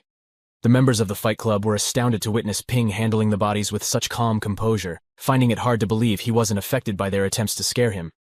Ping's apparent fearlessness, he reasoned, stemmed from his prior exposure to blood. While offering prayers for the deceased challengers, Ping reflected on their status as social warriors without the backing of a family or support system. In his thoughts, he concluded that a fighter lacking strength should lead a more conventional life. As lunchtime arrived, Teacher Woody, May, and Ping sat in the cafeteria, partaking in a meal featuring a bloody steak. Observing the gruesome dish, May felt queasy and unable to eat, sensing an impending urge to vomit. Teacher Woody informed them that during their upcoming dungeon expedition, they would need to consume dry or raw food. She then inquired about Ping's experience spending a day with corpses. After a brief pause, Ping responded, emphasizing that the life of a warrior was not as glamorous as perceived by ordinary people. Teacher Woody then brought up the idea of participating in Mortal Kombat, a game that she believed would enhance Ping's strength and combat experience. Nervous at the sudden proposal, Ping expressed his apprehension. However, May eagerly requested to join. Teacher Woody, deeming May too weak for such an endeavor, denied her. This dismissal angered May, who proclaimed her strength by stating that she had hardened 40 bones and wasn't afraid of the participants in Mortal Kombat. Teacher Woody, while cutting her steak, clarified that the issue wasn't May's physical strength, but her lack of experience with blood. In response, May, determined to prove herself, promptly took a bite from her steak. However, as May took a bite, she grew even more nauseous, desperately holding back the urge to vomit before rushing to the bathroom. Concerned, Ping questioned Teacher Woody about May's energetic behavior. Teacher Woody explained that May's father, a 4-ranked martial artist, had perished in the Battle of Tianan Dungeon. Consequently, various forces were now prying into the business her father had left behind, driving May's determination and activity. Desperation for power drove May, as without it, she couldn't sustain her family's business left behind by her late father. Teacher Woody clarified to Ping that he lacked the same motivation. Annoyed, Ping questioned the purpose behind his own motivation. Teacher Woody promptly shut him down, stating that Ping's motivation was simply not wanting to die, a strong enough reason in itself. Suggesting an alternative, she proposed that since Ping lacked the courage to fight to the death, he should consider participating in a regular season game. Agreeing with Teacher Woody's suggestion, Ping found himself inside the ring on the night of the fight. The manager assured him that the regular game was relatively safe, emphasizing that they wouldn't intentionally harm anyone. Curious about potential winnings, Ping inquired, and the manager disclosed a prize of 50,000, with the option for Ping to place additional bets. In a whispered revelation, the manager informed Ping that his opponent, handpicked by teacher Woody, was a seasoned veteran at the peak of his skills, with odds at least 3-1 in his favor. Driven by greed, Ping boldly bet 1 million on himself, while teacher Woody placed a substantial 5 million on his victory, stipulating that if he lost, she expected her money back. Upon hearing teacher Woody's support, Ping expressed his gratitude and used the students as leverage in his bets. May, catching on to the betting enthusiasm, joined in and wagered 1 million on Ping. With all the bets in place, the match announcer took the stage, summoning the opposing side into the ring. Ping and his formidable opponent, known for his long hair, entered the ring, standing on opposite sides. The crowd erupted in chants and excitement, creating a lively atmosphere. The announcer introduced Ping's adversary as a peak martial artist of the first grade, named Blackface. With a muscular and intimidating appearance, Blackface garnered fervent support from the enthusiastic crowd. The announcer then introduced Ping with the title of the Blade King. However, upon hearing his name, the crowd reacted unfavorably, booing him and shouting in disapproval. May found the name the Blade King to be somewhat silly, but teacher Woody explained that Ping deliberately chose an established impression to mislead the enemy. She highlighted that Ping was not only proficient with his fists and feet, but also had skillful weapon usage, allowing him flexibility in the fight. This versatility could potentially lead to surprising attacks, providing Ping with an advantage. May diligently noted these insights in her handy diary. Inside the ring, Ping addressed Blackface with an unconventional approach, calling him uncle, and mentioning that it was his first fight, asking for some leniency. Ping added that if he couldn't win, he would admit defeat. In response, Blackface simply stated that it all depended on the unfolding events. Ping attempted to convey that the regular season didn't necessitate a fight to the death, but Blackface paid no heed, finding Ping's words annoying. As the bell rang to signal the beginning of the battle, Ping wasted no time and launched a powerful kick towards Blackface's head, only to have it skillfully blocked. Undeterred, Ping unleashed a series of kick attacks, each met with Blackface's arm guard. Despite his defensive stance, Blackface couldn't help but acknowledge the power and speed behind Ping's strikes, surprising him. The crowd, witnessing Blackface primarily on the defensive, grew increasingly frustrated. The spectators began yelling, urging Blackface to fight back and land a hit on Ping's head. Ping abruptly shifted his strategy, ceasing the barrage of face kicks and redirecting his focus to Blackface's legs. While Blackface was occupied blocking the leg attacks, Ping seized the opportunity to deliver a surprising and powerful fist to Blackface's face. The unexpected strike caused Blackface to spit blood and be pushed back. Following up, Ping unleashed another fist, this time met with Blackface's block. Undeterred, Ping launched yet another follow-up fist, imbued with increased energy and power. Despite Blackface's guarded defense, the impact of Ping's punches took a toll, inflicting pain on his opponent.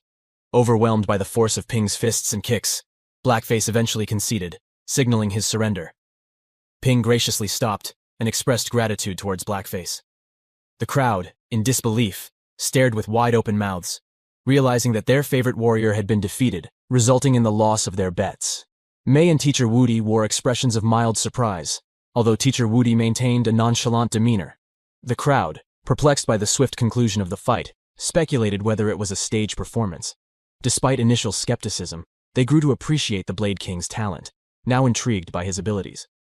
However, teacher Woody remained unimpressed, noting that the combat had been brief, and Blackface was not a formidable opponent.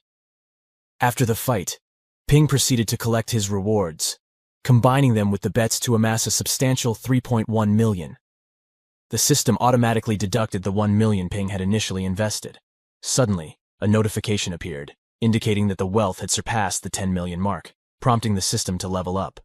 A subsequent message announced the completion of the leveling up process, unveiling a new ability for Ping called Reforged Bones. Upon reading about the new ability, Ping recognized the potential convenience of using it within the system to reforge his bones. Typically, bone reforging was both troublesome and perilous. Acting on impulse, Ping decided to utilize the ability, initiating a process that displayed 40 pieces and the percentage of bones being reforged. In a matter of seconds, the reforging completed, and Ping sensed a heightened strength, as if his bones had undergone a rapid transformation. However, a moment of realization struck when Ping checked his wealth and discovered a deduction of 100,000. It dawned on him that the ability had consumed his wealth, and he discerned that reforging just 1% of a single bone required a hefty sum of 100,000. The prospect of reaching rank 3 seemed impossible, and even achieving the pinnacle of rank 1 would demand more than 10 million from Ping. As night fell, Teacher Woody, Ping, and Mei embarked on their journey back to the school. Ping, visibly despondent, sat in the car, and Teacher Woody, noticing his mood, cautioned him against dwelling on it. She reminded Ping that she had fulfilled her part of the bet, and since he won, he should return the money. Puzzled, Ping didn't understand what Teacher Woody was referring to. Ping mustered a smile and turned to Mei, asking for the money she had won by betting on him. Mei flatly rejected his request, vehemently telling him to stay away. Seizing the moment, Teacher Woody suggested that Ping could ask Mei out, and if they became a couple, the money would belong to both of them. Mei, feeling anxious, expressed her concern, but Ping clarified that he wasn't thinking about that at the moment. At the logistics department's mission receiving, Teacher Tang Fang gathered all the students to announce the availability of missions for the month. Excitement filled the air as students learned they could now receive and undertake missions directly from the logistics department. Ping, too, was thrilled by the prospect, seeing it as an intriguing opportunity to augment his wealth. However, the joyous atmosphere was interrupted by a commanding voice echoing through the hall. The source of the voice was none other than the dean. Expressing his dissatisfaction, the dean remarked that even after a month of special courses, the students still exhibited a lack of diligence. With a formidable presence, he emphasized the increasing number of dungeons and the growing demand for strong individuals to secure resources. The dean urged the students to participate and excel in the national sparring competition, highlighting its potential to yield more resources for them. In a burst of frustration, Dean Huangjing loudly scolded the students, branding them a bunch of dipshits and sternly commanding them to get serious. As a formidable Rank 7 Grandmaster, Huangjing demanded discipline and commitment from the student body. He proceeded to outline the upcoming plans, dividing the students into 5 teams, each led by an instructor. Huangjing stressed the competitive element, declaring that the team completing the most missions would earn an additional 100 credits. Furthermore, he revealed that the top 10 individuals from these teams would represent the Magic University in the upcoming national sparring competition, an event of paramount importance. Singling out Ping, Lei, Chad, Xiaoman, and Chen Yunxi as students with above-average capabilities, Huangjing appointed them as team leaders. Each leader was then assigned a list of students for their respective teams. Ping found himself leading a team that included members such as Zhao Qing, Wu Keipeng, Zhou Yuehong, Li Si, Mei, Song Ting, and 3 others. Upon reviewing the assigned team members, Ping felt a hint of concern, realizing that aside from Mei and Song Ting, the rest of his team members lacked notable prowess. Adding salt to Ping's worries, Chad joined in with taunts, suggesting that the team was intentionally balanced, relying on Ping's strength to compensate for the perceived weaknesses of the other members. Chad, in a bit of trash talk, hinted at Fang Tang's inclination towards choosing a beautiful girl, if given the chance. In response, Fang Tang reshuffled the teams, assigning Zhang Yue and Shu and Wen Yu to Chad's team. The arrival of special course instructor Zhou Shi brought a new dynamic to the situation. Announcing himself as their instructor for completing missions, Zhou Shi delegated the responsibility of choosing a mission to the team captains. Ping, the designated captain, was entrusted with this task. Zhou Shi clarified that his role was solely to ensure the team's safety, emphasizing that he wouldn't interfere with other aspects of the mission. Zhou Shi, appearing to be around 50 to 60 years old, maintained a reserved demeanor and wasn't known for being talkative. His expertise in palm techniques, a discipline uncommon in the Magic University, resulted in a limited number of students under his tutelage. Despite this, his formidable strength and extensive experience made him one of the oldest and respected instructors. As Ping delved into the mission selection process, the gravity of the decision became apparent. Various missions, ranging from military and investigation to police and school-related tasks, presented different levels of difficulty, rewards, and time requirements. Aware of the limited 1-month time frame, Ping contemplated the need to strike a balance between time constraints, mission difficulty, and potential rewards. Realizing the importance of cost-effectiveness, Ping suggested to his team that they start with an easy mission. Upon selecting an easy mission, an information card appeared, detailing a person named Lin Qing. The card revealed Lin Qing to be at level 1 mid-stage, having previously killed a practitioner at the rank 1 beginner stage. Upon learning that the mission involved capturing Lin Qing with a reward of 120,000 cash, Song Ting expressed concern about starting with a level 1 mission. He argued that their collective strength was not weak, and there was no need to be overly cautious.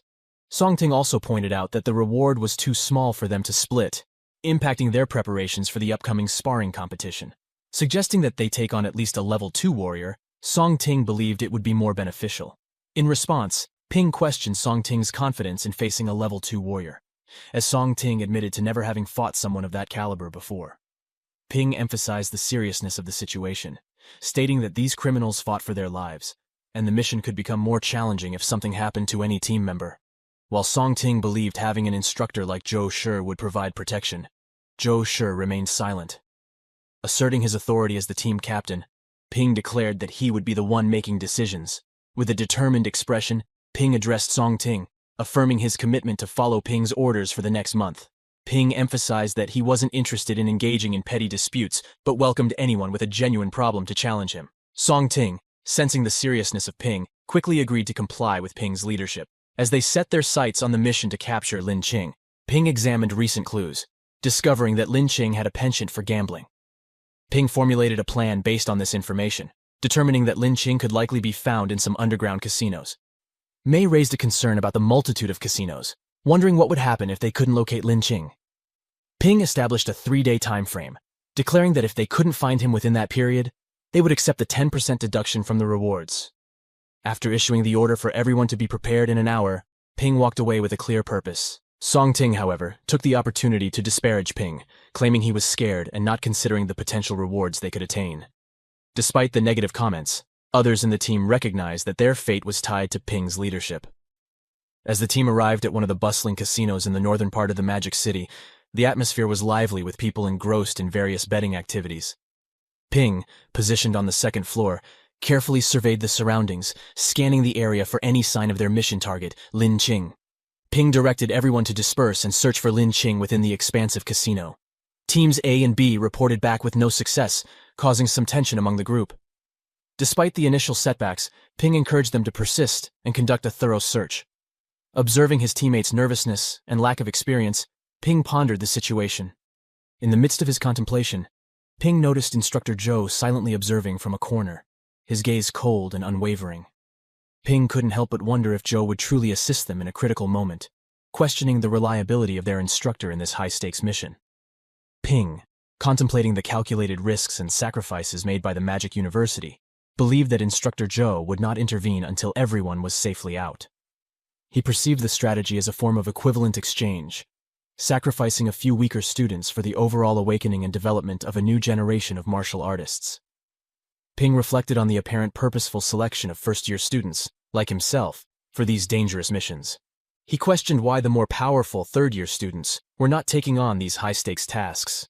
Amid these reflections, Team D reported that they had located the target, prompting Ping to instruct them to lock onto Lin Qing and rally the other teams.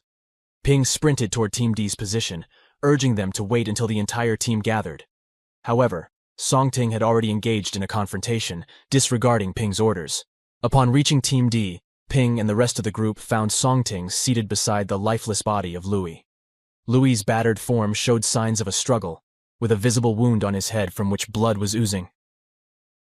Song Ting remarked that the 120,000 cash reward was insufficient for the time they wasted, suggesting they could have taken on more challenging tasks during that period. Hearing this, Ping, already angered by Song Ting's insubordination, reminded him that he specifically instructed him to wait until the entire team gathered. Song Ting retorted, stating he acted swiftly because the target could have escaped, emphasizing that Ping, being the team leader, did not grant him the authority to waste their time.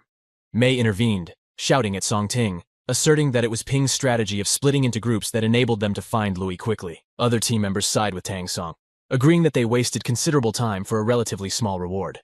Mei continued to defend Ping's orders, highlighting that he prioritized everyone's safety. In a fit of anger, Song Ting challenged Ping, questioning why, as Magic University students and martial artists, they were afraid of taking on higher-level missions. Ping, wearing his usual nonchalant expression, casually suggested to Song Ting that he could have left if he had wanted to. He went on to mention that he could talk to the instructor to have Song Ting placed in another group, and if others had wished to follow suit, they were welcome to leave as well. Upon hearing this, Song Ting pondered for a moment, considering the idea that if Ping hadn't defeated 2 rank 1 pinnacle warriors, he could potentially challenge him. Despite this thought, Song Ting decided against escalating the situation and opted not to leave. Instead, he chose to ignore the suggestion, unwilling to disrupt the current circumstances. Observing Song Ting's response, Ping maintained his silence. Song Ting then proceeded to join the rest of the group, where a wave of excitement swept through them as they realized the first mission had been successfully completed, and it turned out to be remarkably straightforward. Despite the ease with which the missions were accomplished, Ping couldn't shake off his concern that his team's perception of them being too easy might lead to overconfidence, which could prove detrimental. Meanwhile, at the school, instructors gathered to brief the dean on the progress of various groups. Zhou Shi acknowledged Ping's leadership skills, but pointed out his tendency to be excessively cautious. Advisor Tang Feng suggested making Chad the team leader for the upcoming sparring competition, emphasizing his suitability. However, Teacher Wudi rejected the idea, expressing reservations about Chad's lack of power and ability to contend with Lei. In response to the concerns raised, the dean issued a directive to Zhou Shi, instructing him to closely monitor Ping's actions. For the upcoming mission, the dean suggested deliberately introducing challenges to observe how Ping would handle adversity. The dean was particularly interested in evaluating Ping's response in the face of danger, whether he would choose to escape, seek assistance, betray his teammates, or bravely confront the challenges head-on. The intention was to gauge Ping's decision-making and leadership under more demanding circumstances. At the mission receiving center, Zhou Shi briefed Ping's team, outlining the distribution of rewards for their upcoming assignment. He specified that Song Ting would receive 25% of the rewards, while the two individuals who located the target would share another 25%. The remaining 50% would be divided among the other 7 team members. Upon hearing this, a sense of worry swept through the team, with one member expressing concern about the perceived inadequacy of their share. Song Ting reassured the worried member, assuring them that the team's fortunes would improve when they undertook a Rank 1 Pinnacle difficulty mission next, promising rewards for everyone. In a mocking and taunting manner, Song Ting then turned his gaze towards Ping, questioning whether he would comply with his instructions this time. Ping chose to remain silent, leaving his response to the unspoken challenge hanging in the air. Observing Ping's silence, Song Ting took it upon himself to select the mission, opting for one with higher difficulty this time. As the mission details unfolded, their target was revealed to be Shi Feng, a formidable Rank 1 Pinnacle warrior skilled in hand-to-hand combat. The reward for this mission stood at 15 credits, with the potential to add 5 more through their collective efforts. Song Ting expressed satisfaction with the mission's promising rewards, confident that the group of 10 students could easily overcome a Rank 1 Pinnacle warrior. In contrast, Ping chose not to participate in the decision-making and remained quietly on the sidelines. However, Ping sensed an air of suspicion surrounding the mission. The mission details included a tip, suggesting that it was advisable to have 3 Rank 1 Pinnacle warriors, or at least 1 Rank 2 warrior to successfully complete the task. This left Ping puzzled, questioning why a Rank 1 Pinnacle criminal mission would necessitate 3 individuals of the same rank, or a higher-tier warrior. Ping directed his gaze towards Zhou Shi, wondering if he held any insights into the peculiar nature of the mission. Despite his suspicions, Zhou Shi remained tight-lipped. Finally, breaking his silence, Ping addressed the group, acknowledging their capability to undertake the mission. However, he cautioned them, pointing out that despite the seemingly high reward, the target might prove more challenging than anticipated. Ping urged the team to prioritize their safety in case they found themselves unable to overcome the formidable target. Song Ting, however, took a more casual approach, expressing confidence in their abilities as Magic University students, asserting that they would prevail against any adversary, regardless of their strength. Witnessing his teammates exuding such unwavering confidence, Ping could only harbor a hope that his concerns were unfounded. Meanwhile, as the team engaged in discussions, Instructor Zhou Shi remained stationary, emanating a cold and reserved demeanor. On the day of the mission, Ping and Mei traveled to the designated location by car. Seated in the passenger seat, Ping contemplated his current state, noting that his qi and blood had reached approximately 290, a level close to that of a beginner stage Rank 2 warrior. Determined, he resolved to give his best effort, even if their opponent turned out to be of Rank 2. Upon reaching the North Area Clear Rock Village, the other team members also arrived, and they collectively examined the mission information, deliberating on their next moves. Ping briefed them, suggesting that Shi Feng might be hiding in a nearby village and could potentially choose the ocean route for escape rather than the land route. Mei, however, expressed skepticism, questioning the precision of the information and wondering why the military wasn't handling the situation themselves. Ping pondered the situation, realizing that the mission they had undertaken, involving the capture of Shi Feng, should fall under the jurisdiction of the investigation department rather than the military. This led him to suspect that the individuals Shi Feng had killed might have had connections with the military. Other team members shared similar sentiments, finding it peculiar that the military hadn't dispatched a higher-ranked warrior to handle the situation and had instead assigned their team. Zhou Shi overheard their discussions and affirmed their observations, acknowledging that the military's intention was to provide students with first-hand experience in dealing with formidable targets like Shi Feng. However, he revealed another motive behind the mission, addressing the issue of new martial artists who, fueled by overconfidence, were causing chaos and taking lives without considering the consequences. Zhou Shi emphasized that the Military and Investigation Department had assigned these missions to the school to convey a crucial message. Irrespective of their standing, criminals must face the consequences of their actions. Ping grasped the significance of using such missions to train a large number of martial artist students within the martial schools. After thoughtful consideration, Ping proposed to his team that they conduct their search at night to avoid drawing attention. However, teammate Zhao Qing suggested a more immediate approach, advocating for daytime exploration. He reasoned that daytime would be advantageous, as workers would be occupied, providing them with better cover. Zhao Qing proposed heading directly to the military-provided address during the day, speculating that the target might be present, and if spotted, they could launch a coordinated attack. Upon hearing Zhao Qing's suggestion, Ping recognized his calm demeanor and ability to assess situations, qualities contrasting with Song Ting's impulsive nature. Agreeing with Zhao Qing's proposal, Ping and the team embarked on their daytime search. Positioned at the shipyard, they concealed themselves while scrutinizing a building in front of them. Ping strategically directed Zhou Yue Hong, Wu Kei Peng, and Zhang Hao to stay put and keep watch, assigning Song Ting the task of approaching and knocking on the door of the targeted building.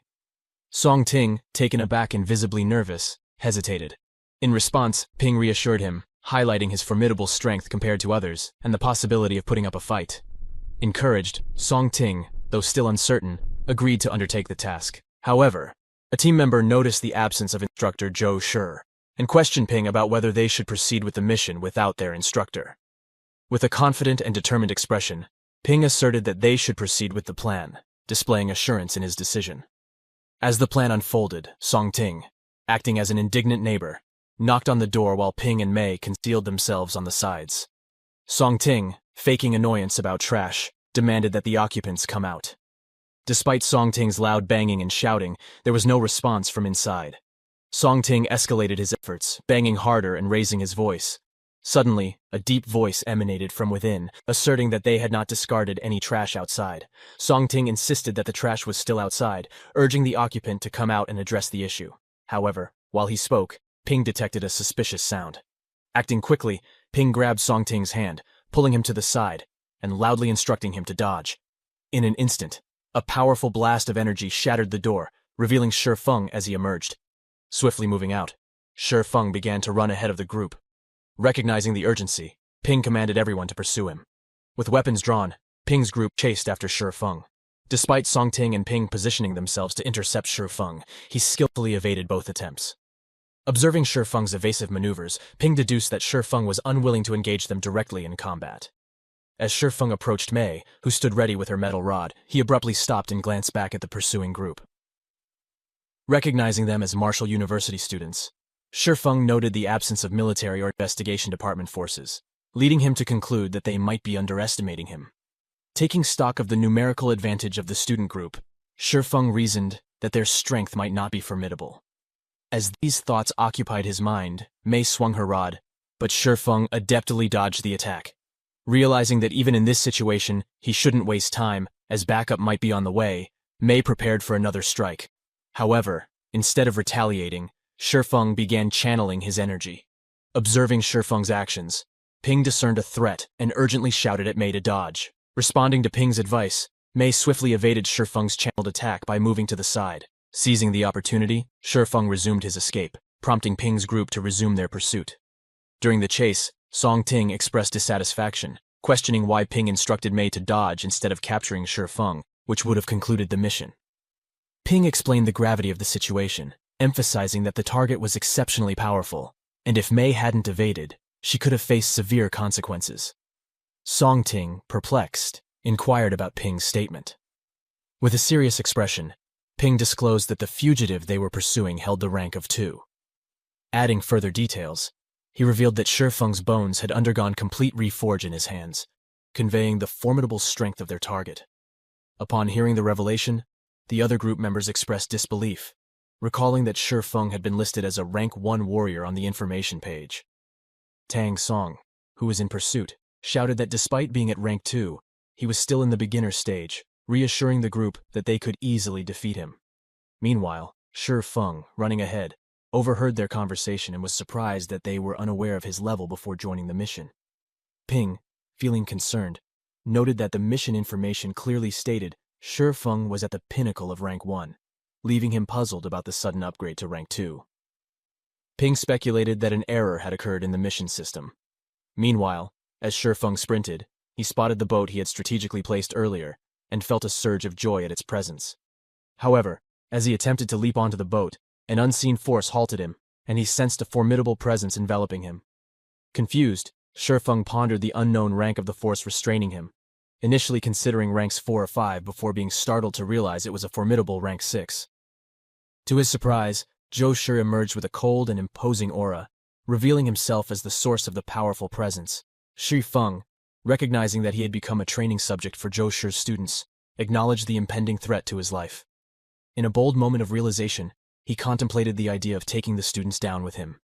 As Ping pursued Shi Feng, he also sensed the formidable presence surrounding them, but recognized it as Instructor Zhou's strategy, compelling Shi Feng to engage in an attack. Ping reflected on the typically cold-blooded nature of Magic University teachers, who, having faced numerous life-and-death scenarios, prioritized their own survival while remaining indifferent to the demise of others. He understood that in the eyes of an instructor, sacrificing weaker team members for the greater good was considered a commendable act. Ping concluded that this was precisely why Instructor Zhou compelled Shi Feng to confront them rather than attempting to escape. Zhou Shi's plan proved effective as Shi Feng prepared to confront the group. Meanwhile, the rest of the team sprinted towards Shi Feng, harboring concerns about their ability to overcome a rank 2 opponent. Expressing concern, one girl in the group worried about the potential loss of prizes and the risk of facing mortal danger. In response, Ping reassured the group that their only option was to engage in the fight, and emphasized the importance of avoiding unnecessary actions for securing victories.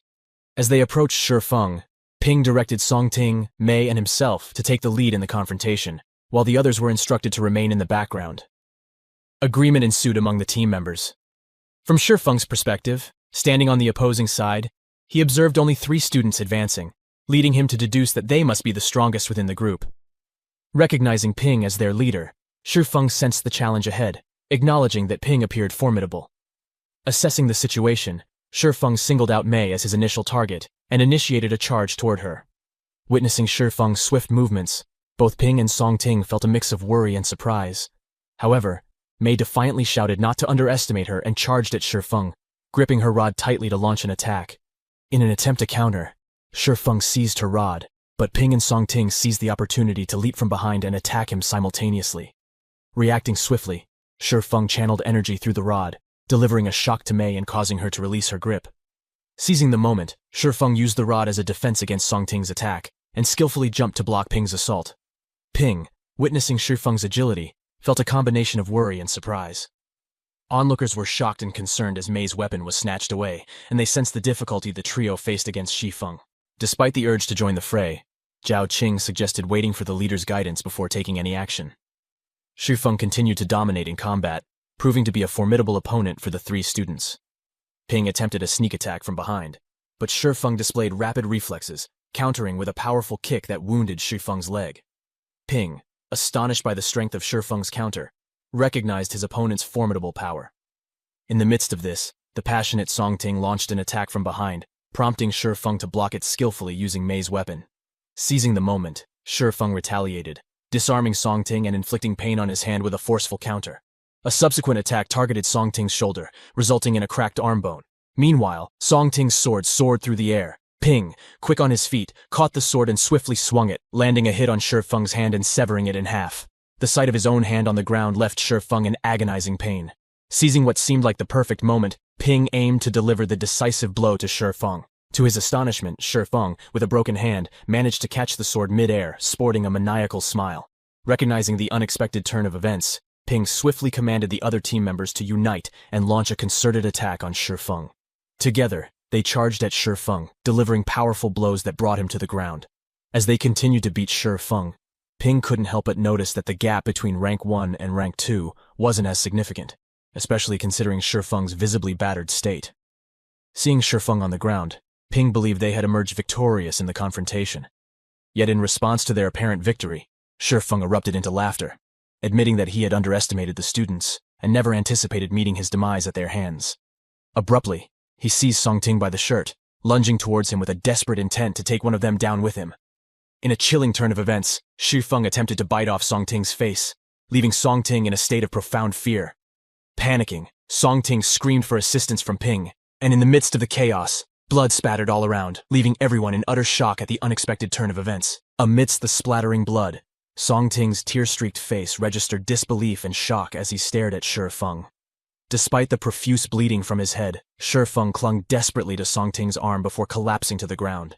It became apparent that Ping was the one responsible for the forceful punch to Shi Feng's head, revealing his exposed brain due to the sheer impact of Ping's blow.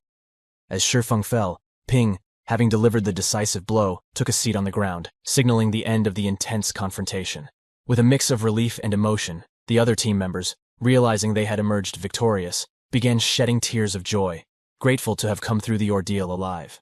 As Zhao Qing approached and inquired about everyone's well-being, Mei, overwhelmed with guilt, began to cry and apologize, blaming herself for the situation. Conveying reassurance, Ping comforted Mei, emphasizing that the incident was not her fault, and there was no need for apologies. He pointed out that Shi Feng, as a rank 2 warrior, could easily disarm anyone, and the loss of Mei's weapon was not the root cause of the injuries.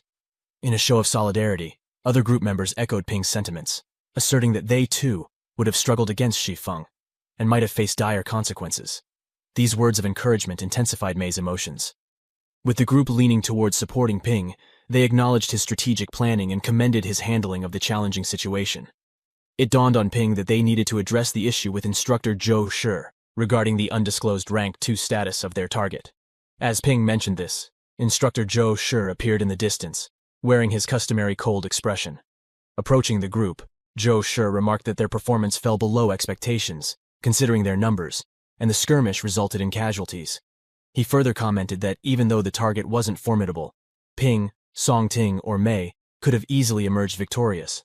Ping, reacting with a smile, questioned Zhou Shi about why the system incorrectly labeled the target as the pinnacle of rank 1, when he was, in reality, a rank 2. This query prompted other team members to join in, expressing doubts about the legitimacy and accuracy of the system. In response, Zhou Shi acknowledged that discrepancies in the system, or Shi Feng's breakthrough, could explain the misinformation. He suggested that Ping's group should have anticipated this from the 15-credit reward. Undeterred, Ping pressed further, questioning if Zhou Shi was the imposing presence that compelled Shi Feng to fight when attempting to flee. Zhou Shi, taken aback by Ping's ability to sense his presence, reluctantly confirmed his involvement. Ping, now questioning Zhou Shi's commitment as an instructor, challenged him on why he seemed to create more problems than offer assistance. Zhou Shi, maintaining his cold demeanor, asked what Ping wanted. With a confident smile, Ping put forth a demand for the mission reward and school reward to be doubled, totaling 60 credits. Song Ting, reacting with disbelief, questioned the feasibility of such a costly demand, expressing doubts about the school's agreement. Zhou Shi, considering Ping's demand excessive, reflected on the fact that even rank 3 missions didn't carry such high rewards. In response, Ping nonchalantly shrugged, acknowledging Zhou Shi's formidable rank of 6 and expressing reluctance to confront him directly. However, Ping argued that the martial school's actions weren't fair, emphasizing how Zhou Shi's intervention almost led to their demise. In a bold move, Ping questioned whether these actions violated the rules. Using a form of blackmail, Ping threatened to report the incident to the dean if Zhou Shi didn't agree to their reward demand. Standing united, the other group members supported Ping's stance, aligning themselves with the demand for a higher reward. Surprised by Ping's assertiveness, Zhou Shi acknowledged Ping's ability to take charge as a team leader. Eventually, Zhou Shi conceded, agreeing to grant them the requested 60 credits, but he emphasized that this was a one-time concession.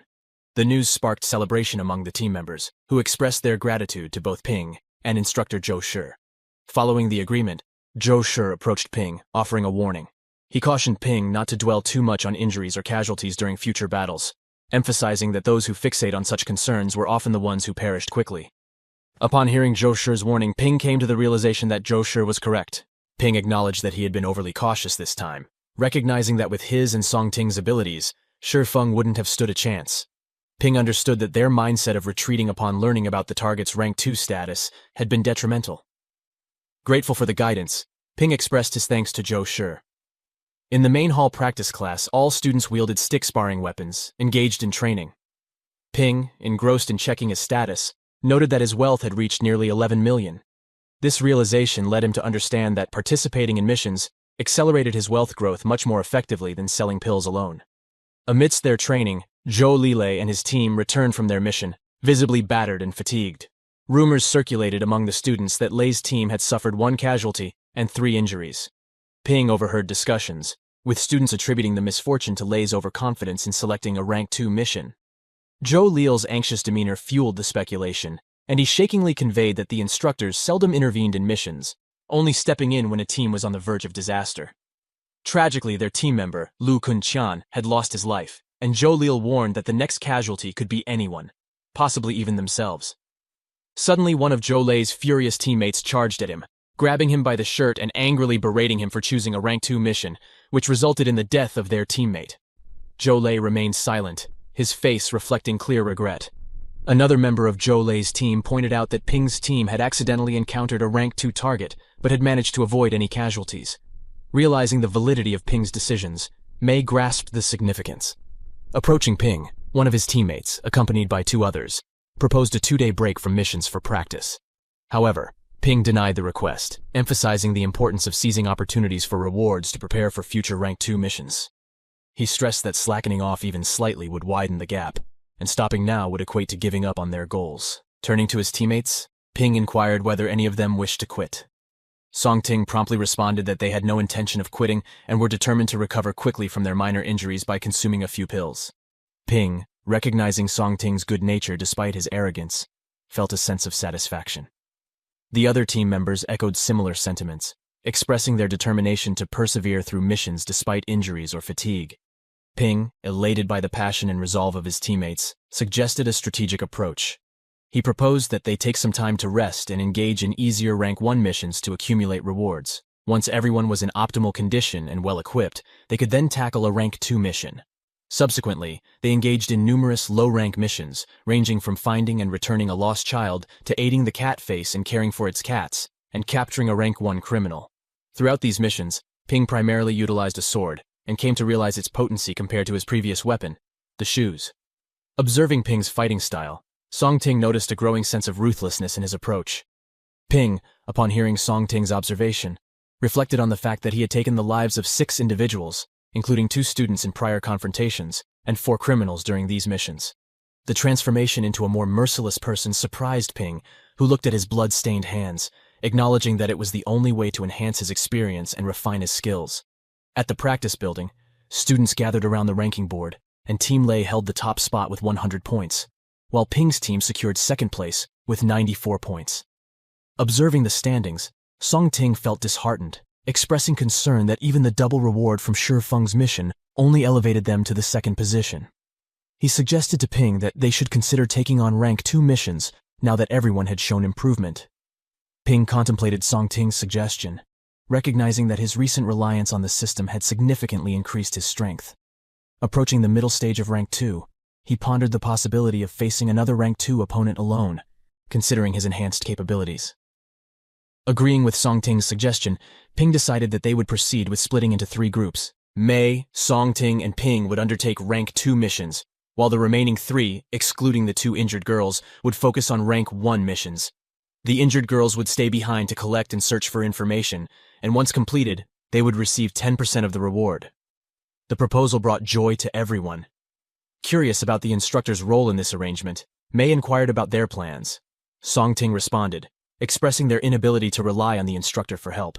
Instead, they decided to let the instructor do as he pleased while they pursued their own mission objectives. In Shijiang City's construction site, Ping, Mei, and Song Ting gathered for a Rank 2 mission offering a 15-credit reward. Their objective was to eliminate a cultist apprentice named Tao Jin, a 4-year-old Rank 2. Standing before a construction building, the trio suddenly heard approaching footsteps. The source of the sound revealed itself to be a group of students from Dongwu Martial University. Wang Jin, their leader, stepped forward, greeted Ping, and introduced himself. Wang Jin revealed that their group was also there for a mission, representing Shijiang City's local martial university. Ping found this information a bit surprising. Wang Jin clarified that due to their universities being too small to recruit new students individually, the 3 colleges collaborated on missions. Ping, examining their statuses, noted that all of them had 250 blood and qi, indicating a level similar to Song Ting's. However, he couldn't shake the concern that having two different teams on the same mission might be another mistake by the system. As they conversed, two cars pulled up beside them, and a lady emerged, inquiring about the group representing the Magic University. Ping acknowledged that they were from the Magic University and identified himself as the group leader. The lady, sounding concerned, questioned why Ping's team had only 3 members on a Rank 2 mission. Wang Jin, taken aback, expressed shock that Ping's group had accepted a Rank 2 mission. The other members of Wang Jin's group were also perplexed, wondering why Ping, with only 3 members, chose a Rank 2 mission when their target was a pinnacle Rank 1, and both groups were at the same location. Interrupting the confusion, the lady assured them that she would explain. She clarified that Ping's group was tasked with eliminating a Rank 2 target named Yao Jin, who had recently moved to Shijiang. On the other hand, Wang Jin's group was assigned to target Chang, a Rank 1. However, due to the cult's influence, both targets coincidentally ended up in the same building in front of them. The lady conveyed the perilous nature of the mission, disclosing the presence of 5 other martial artists and 10 cult members within the building. She assured everyone that the department had taken precautions around the perimeter. Wang Jin's team members became visibly worried upon hearing this news. However, Ping remained composed and suggested maintaining focus and avoiding interruptions for a successful outcome. Song Ting proposed collaboration with Wang Huai's team, but Wang Huai's team, observing Ping's calm reaction, was amazed at their apparent lack of nervousness. Seeking a private conversation with Wang Huai, the lady advised him to reconsider the mission.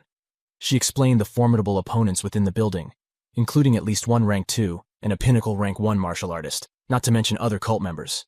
She disclosed that the Magic University's mission was in fact orchestrated by the military, urging Wang to reconsider and withdraw from the mission. The lady clarified to Wang that initially, she believed they were collaborating with Ping's team, but was surprised to discover they were only a group of 3. Acknowledging Wang's team members as Dongwu's prodigies, she emphasized that the department couldn't permit them to undertake a risky mission like the current one. She proposed 2 options. Either they could give up on the mission entirely, or they could enter the building after Ping's team dealt with the Rank 2 martial artist. Intrigued, Wang inquired whether Ping's group comprised Rank 1 martial artists. The lady confirmed, based on the information she had, that Ping was indeed a Rank 1 martial artist. Upon learning that Ping's group consisted of Rank 1 martial artists, Wang expressed gratitude to the lady. He conveyed his desire to witness firsthand what the new students from the Magic University were capable of. The lady assented to Wang's decision, but emphasized the importance of their safety, urging them to retreat if the situation took a turn for the worse. Wang's team members, feeling a mix of worry and fear, questioned the wisdom of proceeding, concerned that they might become a hindrance to the students from the Magic University this time. However, upon glancing beside them, Wang's group realized that Ping's team was nowhere to be seen, having already ventured inside the building. Wang's team proceeded towards the building and noticed Mei guarding the door. Confusion arose as they questioned why Ping had left her on guard. While they discussed, Mei suddenly sprinted inside. After a few moments, Chang, Wang's team's target, emerged from the building, appearing tired and beaten. He yelled, accusing Ping's team of not keeping their word. Upon witnessing Wang's team, Chang became infuriated and charged towards one of their members, unleashing brutal and relentless blows. Despite the efforts of the other team members to intervene, Chang's eyes were filled with rage as he continued his assault. In a desperate move, Wang seized Chang in a chokehold, breaking his neck in the process. The abrupt and violent act left Chang lifeless, and Wang's team sat there in shock, bewildered by the unexpected turn of events and unsure why Chiang accused them of not keeping their word. Wang pondered the unexpected and rapid demise of Chiang in his hands, bewildered by the fact that a Rank 1 pinnacle realm had succumbed so swiftly. Lacking knowledge of the events inside that led Chiang to behave violently, Wang approached the door with curiosity. Peering inside through a gap, he was shocked to witness a grim scene. Numerous lifeless bodies scattered around, bearing the signs of brutal beatings. As his teammates tended to the injured member, they suggested a hasty departure before the Rank 2 opponent emerged. Wang remained in a state of shock, observing a figure standing amidst the brutally beaten corpses in the building. He deduced that this person was likely the Rank 2 they had been warned about. Other students who arrived later were equally astonished at the violent outcome, realizing that Ping's group had swiftly and efficiently dealt with the situation. Meanwhile, in a car on a distant highway, Ping's team was on their way back to school. Ping suggested initiating a discussion to summarize their mission. However, Songting and Mei remained silent, their thoughts perhaps dwelling on the intense events they had just experienced. Ping contemplated the need for a heavier weapon, considering options like an axe or a hammer, deeming the sword too light. As Songting questioned how Ping deemed the sword light, Mei sat in the back seat, straddled, reflecting on the events in the building. Assigned to watch for the arrival of Dongwu's students, she witnessed Ping's careful and strategic approach to the intense battle. Mei observed the brutal and intense fight between Ping and Tao Jin, recognizing it as a battle of endurance, testing whose blood and qi would endure until the end. Ping executed around 50 slashing moves in mere seconds, each containing a combination of blood and qi. Surprisingly, even the rank 2 target succumbed to Ping after a dozen of these potent slashes. Intrigued, Mei inquired if Ping's blood and qi were limitless. Ping hesitated before explaining that, with the other cult members taken care of, he could concentrate more on the fight. Yet, in his mind, Ping acknowledged the truth. He possessed unlimited blood and qi, thanks to the system's ability to replenish them instantly. Song Ting then began boasting about his desire to test his skills against the second-ranked target, and also challenged Chang from Dongwu University. However, his strength compared to Lin Feng was significantly inferior. When they witnessed their strongest member's demise, they all succumbed to despair.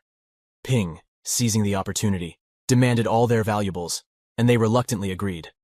Consequently, Ping's team walked away with a substantial and lucrative haul. As Song Ting eagerly sifted through the loot, he expressed his excitement, marveling at the unexpected richness of the cult members' possessions. Shu, sporting a broad smile, remarked that Ping truly cared about the well-being of Dongwu's students.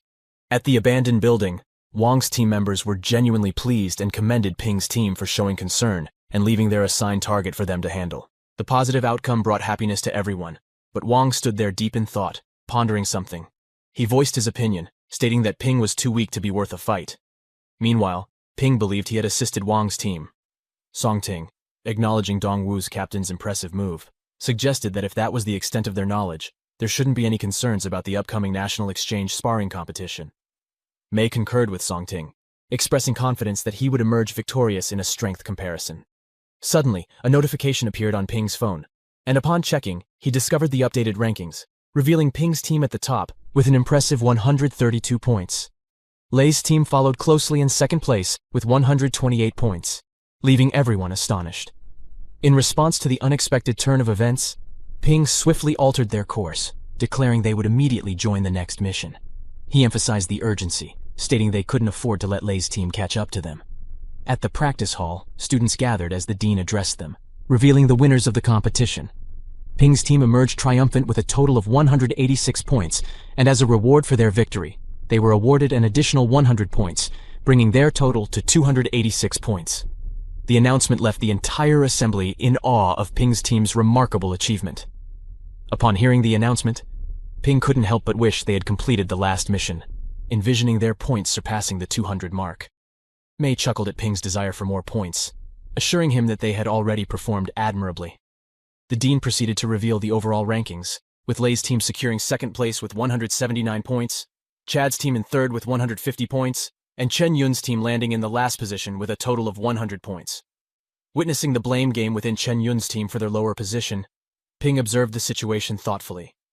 Dean intervened, calling for order and announcing that the instructors had recorded everyone's performance. He then disclosed that due to Lei's recklessness leading to a team member's death, a 30% deduction would be made from his reward to compensate the deceased member's family. The news left a somber atmosphere as the consequences of their actions became apparent. Lei acknowledged the deduction with agreement. The dean then singled out Chad and Xiaoman, commending them for completing the mission safely. Ping was also recognized, praised for his decision to split the team and handle different missions simultaneously. Advisor Tang Fang addressed Chen Yun's team, pointing out their low points and the team's discontent, suggesting that Chen Yun should reflect on her actions. The dean addressed the entire group, acknowledging the challenges they faced. Some suffered injuries, some filled their pockets, and unfortunately, some lost their lives. He emphasized collective growth through real-life battle training. Additionally, he revealed that over the past month, instructors had been discreetly testing the students to prepare them for the sparring competition scheduled for the following month. This news brought a sense of significance to the challenging experiences they had undergone. As Tang Fang opened the file, he perused through the cards of students, including Ping and Zhou. Teacher Tang Fang then proceeded to announce the members selected for the sparring competition: Ping, Lei, Chad, Xiaoman, Song Ting, Mei, Shu Qi, Li Jiaoshu, and Jin Lei. Closing the book, he left the students in shock, realizing there was supposed to be one more member for the competition, yet Tang Fang only revealed 9. Ignoring the murmurs among the students, Tang Fang approached Chun Yun and candidly expressed that martial arts university might not be the right fit for her.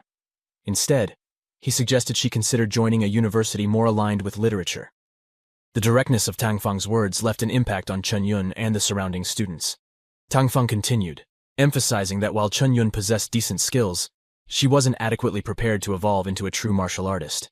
He pointed out that a martial artist should embrace combat rather than avoid it, citing instances in missions where Chun Yun hesitated to engage in fights, causing hardship for her teammates. As whispers circulated among her teammates, it became apparent that Chun Yun's reluctance to fight during missions had negative consequences for those working alongside her. Rumors began to circulate among the students, speculating about Chun Yun's family background, suggesting that her grandfather might be influential. The irony was not lost on them as she seemed unable to protect her teammates in combat situations. Despite these discussions, Ping acknowledged Chun Yun's potential to rank among the top 5 in the class, but noted her evident fear of confrontation. After listening to Tang Feng, Chun Yun eventually gathered the courage to respond, requesting another chance to prove herself and expressing her desire to join the sparring team. To everyone's surprise, Tang Feng, without uttering another word, granted her request and included her as the final member of the team. With that, he dismissed the assembly. Ping, upon reflecting on Tang Feng's decision, realized that beneath the strict exterior, Tang Feng was genuinely helping Chun Yun. At the exchange center, Ping checked his status and noted a significant increase in credit points, reaching 161, and his wealth had risen to around 12.08 million. Ping then encountered Teacher Li at the exchange counter, who greeted him and inquired about the sword he had given Ping during their previous interaction.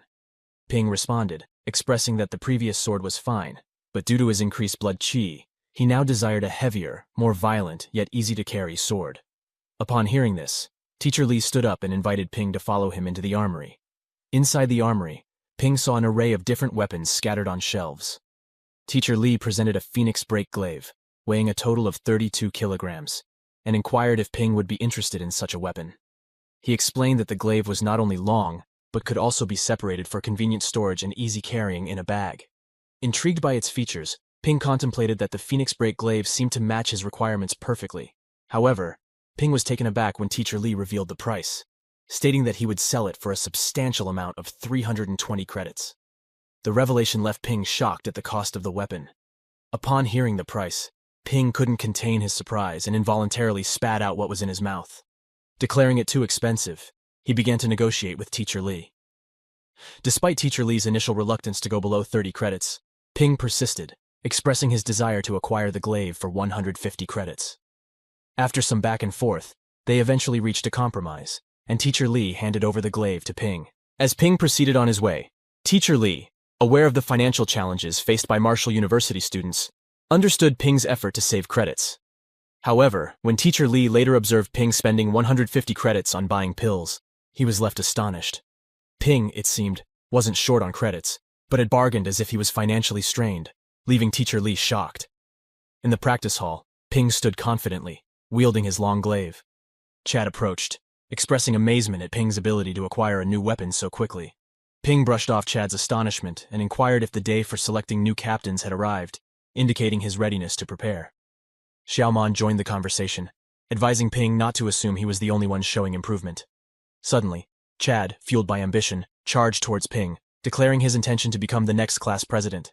Ping, relying on his swift reflexes, countered with a well-timed kick to Chad's face, sending him tumbling to the ground. Unfazed, Ping turned to Xiaomon, inquiring whether she intended to participate in the fight. Xiaomon, caught off guard, hesitated in her response. Xiaomon responded, stating that she hadn't expressed any desire to become the class president. Later, at the teacher's dorm, Ping and Mei found themselves in Teacher Woody's room. The teacher conveyed her concern about the limited time remaining until the new student exchange sparring competition, and emphasized that both of them were still relatively weak. Turning her attention to Mei, Teacher Woody suggested that she return and consume a rank 2 blood qi pill to accelerate bone reformation. The goal was for Mei to reach the peak of rank 1 before the upcoming competition. Hearing this, Mei couldn't help but feel worried about the demanding task laid out before her. Meanwhile, Ping engaged in calculations, contemplating the cost of acquiring the necessary pills. Mei responded, expressing her understanding and determination to reforge her limb bones before the competition, aiming for the peak of rank 1. Teacher Woody acknowledged Mei's commitment, instructing her to return, prepare to consume the pill, and come to her room every night for cultivation. Mei took her leave with this guidance. Ping, curious about his own course of action, inquired about what he should do. In response, Teacher Woody asked Ping if he was interested in learning a higher grade technique. Ping explained that he had already reached the peak of rank 1, with his lower limb bones successfully reforged, and his other skills at a commendable level. Undeterred, Teacher Woody proceeded to impart some techniques to Ping, including a mid-grade footwork technique and a mid-grade glaive technique. Ping absorbed the teachings, adding new skills to his repertoire. She then gestured towards the boxes beside her, mentioning that they contained numerous technique books. Ping was advised to peruse them and select one that suited him. Teacher Woody further explained that the details and steps of mid-grade techniques were intricate, making it beneficial for Ping to refer to the books for guidance. With that, Teacher Woody left, heading upstairs for rest. Ping, intrigued, picked up a book, and just from its title, he felt a surge of amazement. The title revealed it to be the Violent Blood Raging Blade, created by Nanjiang City's boss, Zhang, when he was at rank 6. The technique, described as continually generating attacks with blood qi, sparked Ping's interest. Within the collection were a total of 7 blade techniques, each progressively stronger than the previous. The pinnacle of this set was a technique known as the Violent Blood Raging Blade. It had the capability to execute 7 exceptionally powerful combo slashes, with each slash surpassing the strength of its predecessor. What made this technique particularly lethal was its ability to consume all the blood qi on an opponent during the final slash, leading to certain death. As Ping delved into the details, he found the concept fascinating. The technique seemed exceptionally cool to him, and he believed that mastering it would be relatively easy, as long as one could control their blood qi. With an evil smile on his face, Ping entertained the idea that, given his infinite supply of blood qi, he could continue slashing for eternity. The allure of this formidable technique intrigued him. As Ping delved into the details of the technique, he became increasingly confident that when the competition arrived, no one would be able to stand as his equal. Eager to put his new skills to the test, he envisioned using both the Violent Blood Raging Blade and his new glaive in the upcoming challenges. Following his excitement, Ping turned his attention to the footwork technique. Named Cloud Step, this technique harnessed the energy of blood qi to significantly enhance one's movement speed. Reading about the method of transferring this energy to his feet, Ping realized its potential in aiding his fighting style. He considered the advantage of using Cloud Step to escape if he found himself unable to defeat opponents directly. Despite his enthusiasm, Ping faced a challenge. He was unsure about how to practice and master this intriguing footwork technique. The confusion lingered as he contemplated the best approach to unlock the full potential of Cloud Step. Don't forget to like and comment for the next part. Join our Discord for the name of the book and subscribe for more videos from us.